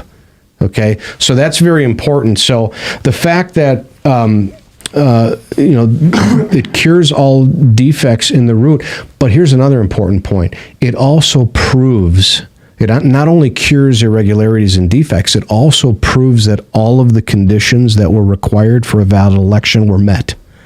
In other words, it proves that Pope Benedict truly resigned and the see was vacant. The fact that there is universal acceptance of Francis proves that the conditions required for Francis to assume the see of Peter was that the resignation of Benedict was valid. You see, that's a necessary theological conclusion from the premise that we have UPA because the entire universal church has adhered to the election of Francis. And, the theologians talk about if there's doubts that come down the road and disputes, that doesn't negate the fact that at the time he was presented, right, the church accepted how many him. cardinals have spoken out against Pope Francis being the true pope? None. I'm not aware of any. No. I'm not aware of any meaningful member of the magisterium who says otherwise. Like I said at the beginning of the show, all of the dioceses and eparchies in the East all adhered to this election. It was unusual. We haven't seen a resignation in 600 years. I get that. I've read a lot about Celestine's resignation. I guess, Boniface, there was rumors that Boniface forced Celestine out and he resigned, and Boniface was a bad guy. Well, he's the Pope that gave us this great dogmatic definition on no salvation outside the church. But, at that time, I think it was the Fratricelli who rebelled against the election of Boniface and claimed that Celestine was the Pope, just like today. Mm-hmm. And the Fratricelli ended up being schismatics and never came back to the church. That's how serious this is, right? Yeah. So when you go down this road, stick with Holy Mother Church on this. You may not understand everything, but I have hopefully given you some things to think about here, because there are definitely huge errors in these arguments, but you don't even have to get into the detail that I unfortunately did from my own understanding. Holy Mother Church has told us who the Pope is. Like it or not, that's the case. I want to give people an off-ramp because I see there's like this pendulum swing, right? So you may have people who go way too far on one side and they're very critical of Pope Francis. Mm-hmm. They're very unsympathetic in their interpretation of what he says. They then read everything he does through this cynical, skeptical lens, okay? And then you get people who are tired of those people and make it seem like Pope Francis is an excellent pope. So I want to ask you this. Yeah. I'm not making this claim, but couldn't it be the case that Pope Francis is an awful pope, that I wouldn't even want him as a catechist for my 5-year-old child, let alone pope, and yet he be the pope? Oh, absolutely. It's not only that he has done scandalous things and has even taught what appear to be some grave errors, although I can say this, Matt, I don't trust everything I hear through third party. I'm a lawyer. I'm cognizant of what hearsay is and everything else. I mean, there's a lot of diligence that we have to do. There's so much information that's constantly, I'm good, thank you, that's constantly thrown at us. There's 24 hours in a day, Matt. So how much is this Pope doing that's really evil throughout the day? I mean, I don't, again, I'm not downplaying the crisis at all. Good. But because I think the crisis is even worse than Taylor Marshall could think. Maybe I'm just cynical. I just think things are they're worse than we think they are. Well, and yet Pope Francis is the true Pope, and the Church is Christ's, and he's in charge. And I think the crisis is very bad in part because not only the extreme left, but the extreme right. This is what I fear. I fear that there is truly a schism that's about to rupture between the Roman Catholic Church and the false church of tradition. That's what I see going on here. I mean, when I left my society chapel, Matt, the last Mass I went to was Christmas Midnight Mass 2019. I had already done a substantial amount of research in leading me to these conclusions.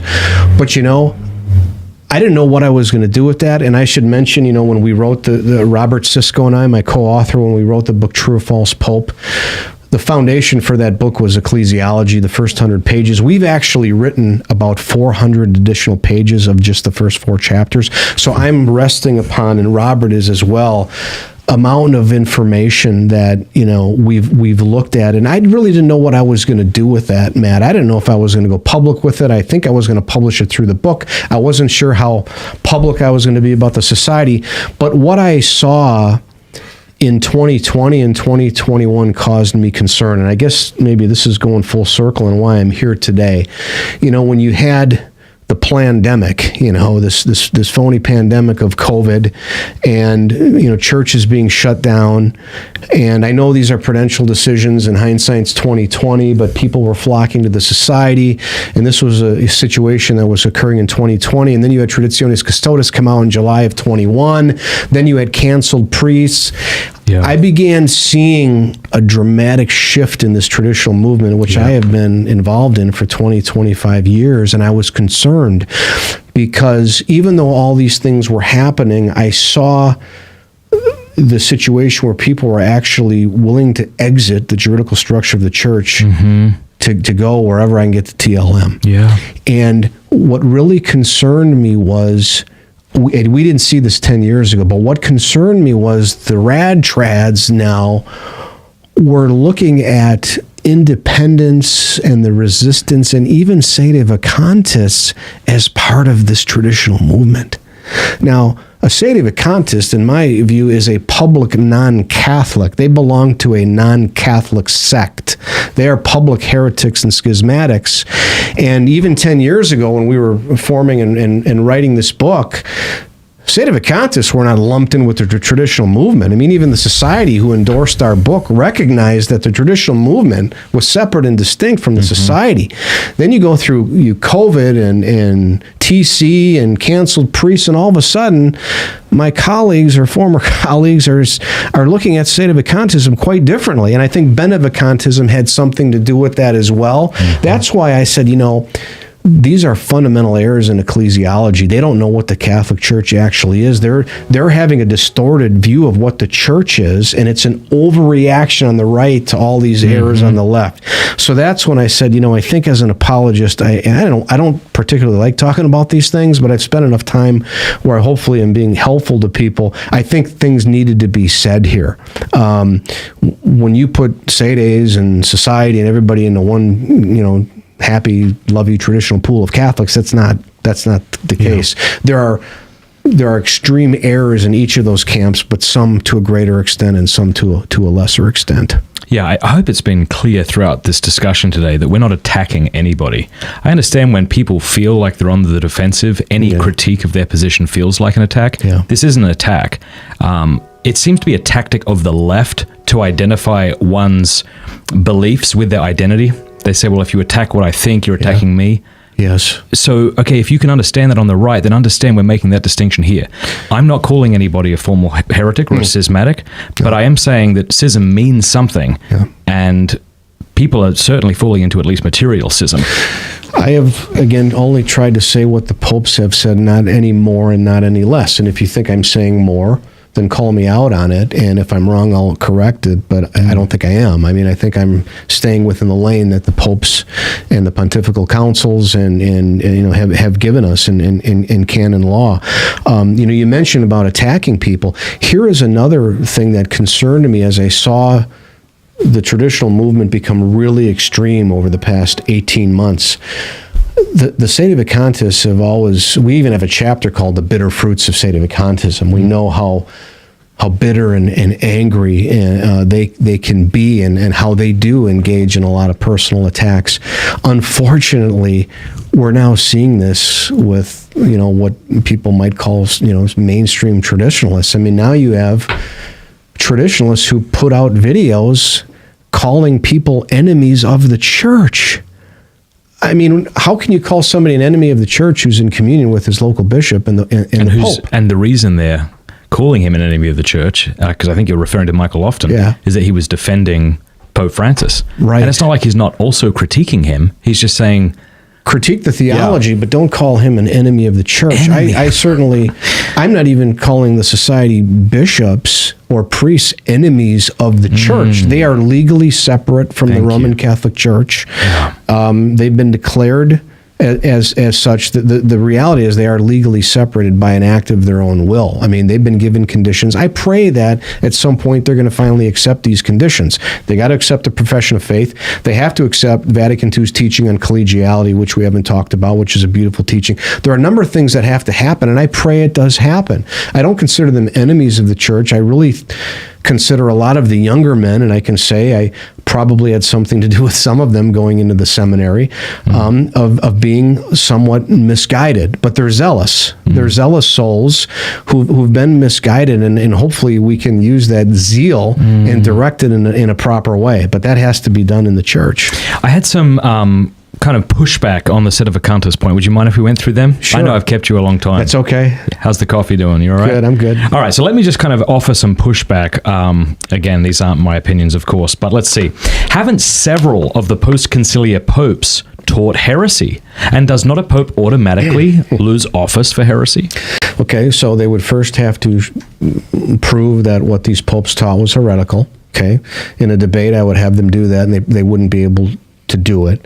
But even if they would be able to do it, I would point out the fact that St. Robert Bellarmine, who is one of their chief authorities, actually taught in his book on the Marks of the Church, chapter 8, that a Catholic bishop who teaches heresy is not considered a heretic until he is formally adjudged a heretic by the Church. That's the teaching of St. Robert Bellarmine. That's the teaching of the Catholic Church.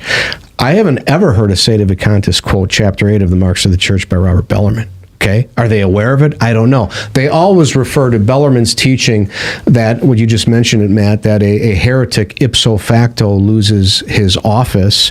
What Bellarmine meant by that is after his pertinacity is established by the Church.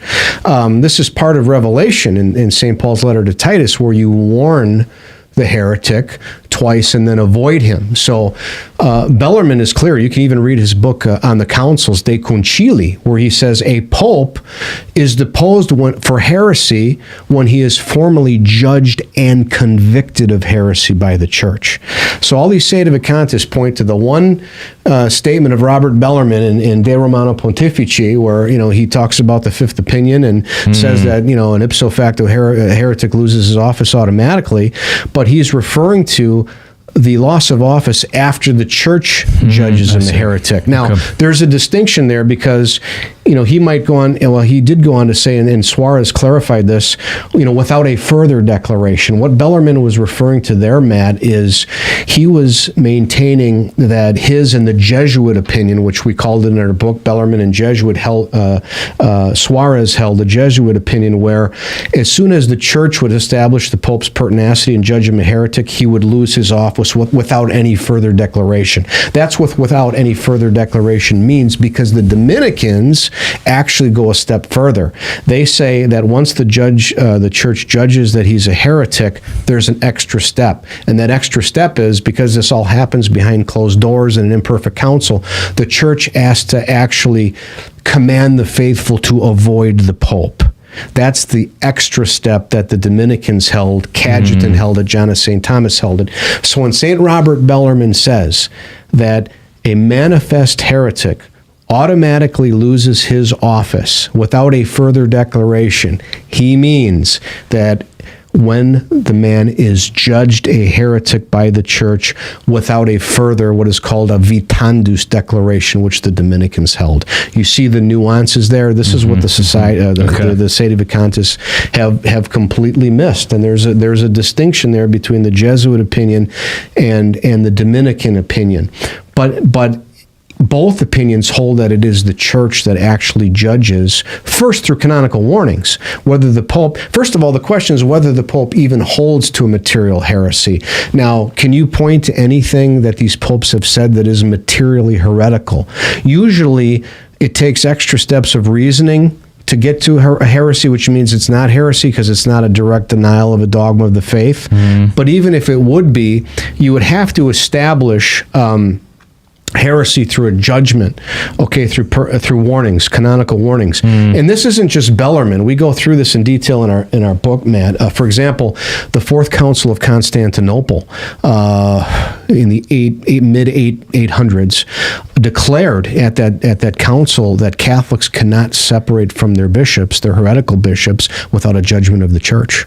This has always been the teaching of the Church. It's a teaching to this day. Under Canon 194, sub 2, it says that one who holds office in the Church does not lose his office until it's declared that he's lost his office. That's important, Matt, because it's by virtue of the office that you hold jurisdiction in the Church, generally, right? If you have title and office, you would hold jurisdiction in the Church, and you only, lose office and jurisdiction upon a declaration. This is exactly what Bellarmine taught, what Suarez taught, what Cajetan taught, what John of St. Thomas taught, what the Fourth Council of Constantinople taught. This is the perennial magisterial teaching of the Church. It's never an act of private judgment. I mean, a legal office is a legal matter, right? So isn't it understandable that you need a legal process to remove somebody legally from a legal office? It's common sense, right?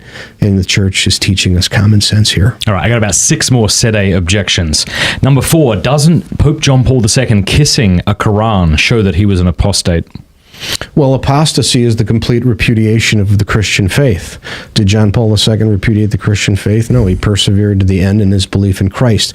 Do I condone kissing the Quran? I absolutely don't. I thought it was completely scandalous. Me too. It was very, very scandalous. Bellarmine, again, referring to their favorite theologian, he makes a distinction between heresy and actually external acts that appear to be sins against the faith, like this would be. Well, in either case, they don't lose their jurisdiction.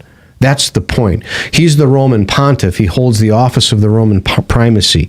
He doesn't lose his jurisdiction even for committing a sin against the faith. A sin is not something that causes the loss of a legal office, you say. And we don't even judge whether that was sin or not. We don't know where his mind was at. It was scandalous, but in short, he doesn't lose his jurisdiction even for a scandalous act like that. Fifth Sede objection. Doesn't the Pachamama event show that Pope Francis is an idolater and thus can't be the Pope? Well, the first question is, was it an act of idolatry? I watched the video, and what I heard in Spanish was that when the image was presented to Francis, it was introduced as Our Lady of the Amazon. I mean, I heard that very clear in Nuestra Señora de Amazonia, whatever, however she said it. Francis seemed to be pretty uncomfortable with that. I heard that he actually was given a text to read, and he didn't even read it. He just said, "In Our Father." He appeared to be bothered by it. I didn't like the thing at all. I can't conclude that was an act of idolatry only because it was introduced as Our Lady of the Amazon. Did I like the image? I was extremely disturbed by it. Come on, look at it. I mean, with the skin showing and everything else, I was. And it was after the fact described by Francis as Pachamama. Well, I will bring up an historical case, which, you might bring up Assisi, you might bring up Pachamama, you might bring up kissing the Quran. There was a pope who died in 304 AD named Pope Marcellinus. Marcellinus actually offered incense to the false god Jupiter. Now, some say he was bribed to do it, others say he was coerced to do it, but the fact is he did it. The fact is it was a public act of apostasy. So we have an historical case in Pope Marcellinus, who offered false public worship, and the Catholic bishops still considered him pope. Why? Because they knew, based upon St. Paul's instruction, and I'm sure this comes from Christ, that if your brother deviates, even if it's a grave offense against the faith, you've got to warn him. The warnings to the Pope, remember, the Pope can't be judged by anyone, and so these warnings are not coercive judgments. They're done in fraternal charity. That's important. A lot of the Sedevacantis will say, well, it's ridiculous. You're talking about judging the Pope. The Pope can't be judged. Well, why are you judging him then? Right? But the canonical warnings are acts of fraternal charity, which then establish that the Pope himself is pertinacious in his heresy. He's actually condemning himself, you see. So, there's another distinction there. But Marcellinus is a unique case where the Catholic bishops still considered him pope. He actually ended up deposing himself. He was so ashamed, and he repented. And you know what? They actually reelected him, and he died a martyr. Wow. He died a martyr in 304. Glory to Jesus Christ. It's an amazing story. So let's not rush to judgment here. What's that? Oh, sorry. I instinctually responded. I just under the word forever. I hear a lot of noises coming from here. I haven't commented on that yet. I think they're working on the roof above us. Yeah, Steubenville. All our buildings are falling apart, so you just got to be used to it. I noticed that. We should be fine. A lot of dilapidated buildings. I can't hear it in the headphones, so the audience can't hear it. So I don't want to condone any of this, man. Yeah. What I'm trying to say is I'm trying to provide people distinctions on how theologically we should look at these things, because these things have happened in the past. Yeah. I mean, the crisis is really bad, but things like it have happened in the past, and there are ways that the church has dealt with it. So this Pope, what was his name Marcellinus. again? Marcellinus? Marcellinus. You said through this act, it may have been considered an act of apostasy because it was false worship. Okay, well, here's my next objection. Doesn't the event at Assisi in 1986 show that John Paul II was an apostate? Well, Marcellinus' act was much worse because, to my knowledge, John Paul II didn't worship false gods, but it certainly appeared to me that he condoned the worship of false gods, which is a violation of the first commandment. I mean, to my knowledge, he said at the end of it, we all pray to the Lord of history, which doesn't sound right to me, at least with respect to pagan religions, and he didn't tell these people that they had to convert to Jesus Christ. But, so that's problematic. But again, he doesn't lose his jurisdiction for that act, as bad and as scandalous as it is, because he holds the office of the Roman primacy. And as I said, as Constantinopolitan foretaught, and all of the theologians, Bellarmine in particular, if you have problems with what John Paul II did, then the bishops and the cardinals, it would usually be the cardinals, they should have confronted him and say, do you still believe in Jesus Christ? Okay, issue him canonical dubia, issue him warnings, and establish his pertinacity, at which time he can be judged a heretic. But until then, he's still considered the Pope. I mean, Bellarmine and other theologians have all said that so long as the Pope retains his chair and he's peacefully accepted as the Pope, he remains Pope. He retains his jurisdiction. Okay. So that's very important. Okay, next objection, said a objection. Wasn't John the 23rd a Freemason before he was made a cardinal? Doesn't this show that he was not eligible to become the Pope? Well, remember when I talked about universal and peaceful acceptance, and the fact that once the teaching church, which is the magisterium, accepts the election, and then the rest of us adhere to the magisterium, it proves that all conditions required for a valid election were met, which means John the 23rd was a male, he was baptized, he was a member of the Catholic Church, and he wasn't a Freemason. Okay. There were rumors, by the way, about Blessed Pius IX being a Freemason too. Okay. So now do we want to call into question the Immaculate Conception? There's a lot of rumors about a lot of things. Even books have been written on the basis of rumors and hearsay. But, UPA is a consoling doctrine for us because it's Christ's way of telling us that he was a true Pope because he was accepted by the Church as such. Okay. Another objection. Those who are outside the Church cannot govern those in the Church. But a heretic pope is outside the Church, and several of the popes have been heretics. How do you reconcile these things? Okay, so there's a false premise there. A heretic pope. Who says? You or the Church? Again, the pope remains the pope until he is judged a heretic by the Church, just as St. Robert Bellarmine said on the Marks of the Church in chapter 8. Any Catholic bishop who teaches heresy is still a bishop until he is judged a heretic by the Church.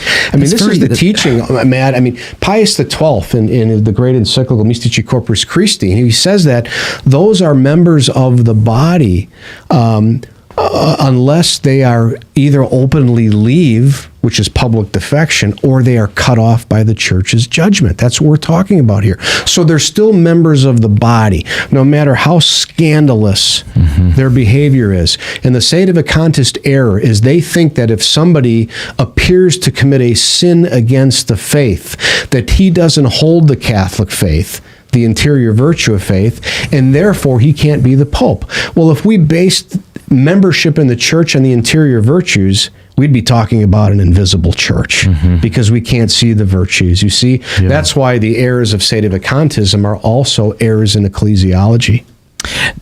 Two more. Doesn't the Bible say that there would be a great apostasy? Doesn't that show that there will be a small remnant of true believers during the apostasy?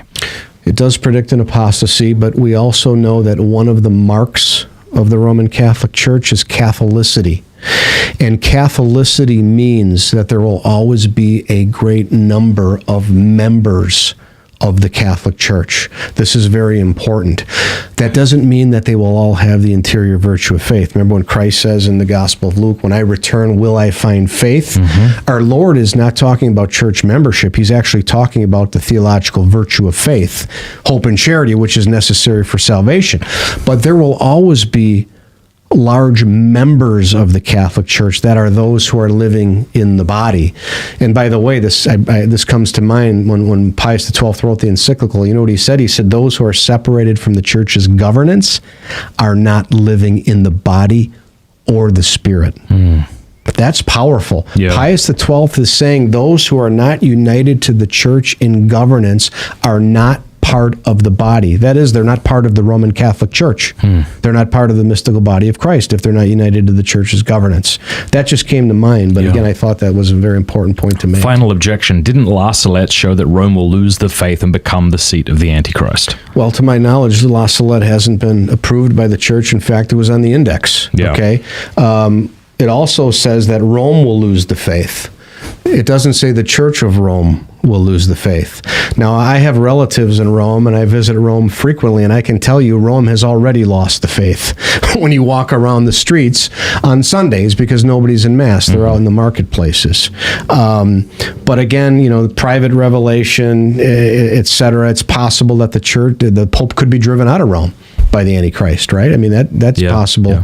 Who knows? But don't despair, especially over private revelations. Yeah. Remain in the church.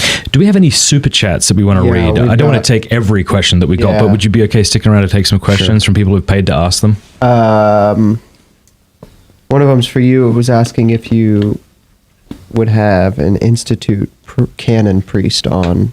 I'd certainly be open to it. Yeah, that's what I figured. Trent donated $10. Not Trent Horn, I assume. No. Okay. Are you kidding? I mean, Trent donated $10. He said, in Chicago, TLM priests have to celebrate the Novus once a month. With so many different liturgical rites in the church, why can't they exist separately and people to attend what they prefer? Well, people can attend what they prefer. The Love of Wisdom donated $20 and asked, bless them. Kind people. Thank you. As I understand it, the SSPX does not reject the profession, but have issues with the third category items, not the third category carte blanche. That's an unfair misrepresentation. No, it's not. Archbishop Lefebvre says it specifically, and you know who backs me up? Cardinal Mueller and Archbishop Pozzo. They both said that a condition for the society's integration into the church is that they must accept the profession of faith of 1989. Okay. Kyle donated $20 twice, so he donated $40 just to say thanks for having the discussion. Bless him. Prasaka also donated $20 to say thanks. All right. And Matt Soldonano donated $20 to say thanks. We're going to have to buy you a bunch of cigars before you leave. And then somebody just donated $50 Canadian. Stop. Oh, Canadian. Yeah. So it's $3. This is very kind of them. Okay, this person said, true, is this the person you're referring to? Pope Innocent III states it necessary to obey a pope in all things as long as he doesn't go against universal customs of the church. Should he go against universal customs, liturgy, he need not be followed. Council Father Juan de Torquemada apparently said that. Yeah, I mean, all that has to be contextualized and read in context. What I will say is that while the Pope has an obligation to preserve the traditions of the church, he also has great discretion over how he does so. And that's based upon a definition of the faith of Vatican I. Remember, Vatican I and Pastor Ternes taught that the Holy Father has supreme authority, not just on matters of faith and morals, but on discipline and governance as well. He has supreme plenary authority on matters of discipline and governance, and the council went on to say that this is a truth of the Catholic faith, and people can only reject it at their own, imperiling their salvation. So the Pope has wide latitude. I mean, he can't change the words that Christ gave for certain sacraments, but frankly, he has discretion in the realm of discipline. That has to be particularized. I'm just making a general statement. So we defer to his authority, and again, he's accountable to God. He's not really accountable to us per se. If he abuses his authority, well, then God will be his judge. I want to suggest two YouTube channels that people can check out if they want to kind of... Can I ask this one question that we got earlier? It's not a super chat, but I think it's important, especially because all three of us really appreciate the Latin Mass and don't want to discourage it in general. Yeah. So somebody who's converting, like a new convert, but is legitimately worried about not getting involved with any Sedevacantis or Skismatik adjacent groups, was asking how they ought to go about looking into or starting to go to the TLM. I just wanted to give the opportunity so that we could talk about that in a legitimate manner, because we don't want to discourage the TLM in general. I want to promote the Latin Mass. I mean, I attended it exclusively for 15 years. I love it, and as I said, that's how I got affiliated with the society. Absolutely. Well, look and see what your diocese offers. You might be surprised. I mean, fortunately, we have the Institute of Christ the King, where I live, and they're wonderful priests. Yeah. They have an incredible ministry. We don't have the fraternity, but other places have the fraternity. We also have a number of priests who have been given the faculty to celebrate the 62 Missal as diocesan priests. Beautiful. We have that as well. St. Mary's in Elm Grove, where I live. The Institute of Christ the King celebrates at St. Stanislaus, which is a great historical church, downtown Milwaukee. Absolutely. And I'm a member of that parish. So, God willing, you'll have some options. I will, though, say, in my view, we might have to buckle up here for a while. We might have a rough ride here for a little while. We'll see what happens. Yeah. All right, 2 YouTube channels I want to point people to if they're looking to understand more about schism and the state of the SSPX, Sedevacantism. One would be Michael Lofton's channel, Reason and Theology. I'm going to say one of my great joys of doing this podcast is meeting people like yourself and then chatting with them off air and realizing that there's so many good people in the world. I had Lofton on the show, and I'll just say this behind his back. Him and I were chatting, and even when he wanted to critique a particular individual who's like, say, a prominent YouTuber, he would do it with the greatest of charity. Sure. He wouldn't slander them. He would always be very careful, like a really good guy. Yeah. You're not at all behind his back. He's watching. Yeah, okay, well, there you go. He's doing very well. I would never say that to his face, but go follow Reason and Theology. Now, you might not even agree with everything he says, and I'm sure he's fine with that, but it might balance out some of the more hostile channels. The other one I would recommend is the Logos Project. Would you mind linking to both? They're also that's Are great. they? Yeah, so Logos. Wow. Project, yeah. Would you mind linking both to the Logos Project and Reason and Theology, so people might want to subscribe to those channels? Because this isn't something I want to keep talking about. Man, that's great, man. You kind of stole my thunder there, because those are the gentlemen I was actually going to point out. When I said that, 7 years ago we released True or False Pope, and it was primarily based upon the ecclesiology and the errors in ecclesiology. I now hear, my fellow colleagues talking about this. I mean, and Michael Lofton is a great example of it. He's doing a great job, like you said. Dom Del Maso of the Logos Project, Dom runs that. Andrew Bartel, all addressing these issues of ecclesiology. A gentleman named David Gordon, who I've recently become familiar with, he's again addressing errors of ecclesiology. So these guys really get it. They're on to something here. That is truly where these errors originate. Yeah, and I've forgotten to promote Hallow until this point, but I want to give a shout out to Hallow. If you go to hallow.com/MattFrad, you can sign up to the #1 Christian app. Like, I think in the world, I think Hallow might be. Have you ever heard of Hallow? I checked on the Google Play Store. They're like #2 in all of religion. Religion and spirituality. These guys are amazing. They're a Catholic app that'll help you pray and meditate. They've got people like Mark Wahlberg leading you in the rosary, and Father Mike Schmitz going through Bible in a year if you don't want to listen to it on a podcast app. They've got sleep stories. It's really quite cool. So if one of your New Year's resolutions was to pray more regularly, go to Hallow, hallow.com/MattFrad. Sign up there. And the reason you should sign up there and not just download it from the iTunes store is, 1, you'll get 3 months for free. So after 3 months, if you don't want it, you don't have to pay a cent. Secondly, the money goes all to them and not to Apple. So click that link below, hallow.com/MattFrad. They also have sleep stories for kids, which I really like. And if you sign up with our link, they know we sent you. So that and they'll like me more. That supports Pints. Yeah. So if you want to support Pints and get some free stuff, that's the link. That's awesome. Any final words before we go? I want to thank you again for taking the time. I know you're a busy man. I mean, you're a lawyer. You got stuff going on. It's very kind of you to come down. I was here. able to sneak it in. I'm really happy to be here and get to know you better, Matt. I commend you for taking on this difficult and controversial topic. And again, I want to reiterate, this is not to downplay the crisis. I've been fighting the liberal errors on the left for so long that I had to come to grips with the fact that there's been an overreaction to the right, and somehow these liberal errors, meet in the middle. When we talk about liberalism, that's really one of the errors of liberalism is picking and choosing what you want from the Pope, whether it's in the area of faith or morals or discipline or governance. Well, that's exactly what the right is doing, just like the left has done for so many. That is a liberal error. Pick and choosing what you want to believe and what you want to submit to with the Holy Father. So, let's recognize that the traditional movement has its own issues to deal with, and we hopefully that we can right the ship and bring it back to where it needs to be. But the message is we need to stay within the bosom of the church. Christ is ultimately in charge of his church, okay? And if he wills to permit us to suffer what is to come, it's going to be for our own sanctification. Right? We need to persevere to the end, secure our election through that suffering. So let's leave it to the providence of our Lord. Beautiful. Let's finish, if you don't mind, with just giving honor to the Trinity, worship to the Trinity. Glory be to the Father, and to the Son, and to the Holy Spirit, as it was in the beginning, is now, and ever shall be, world without end. Amen. Amen. Thank you very much. Thanks for everybody who's watching Thursday. Thanks for crushing it over there. I got you, Matt.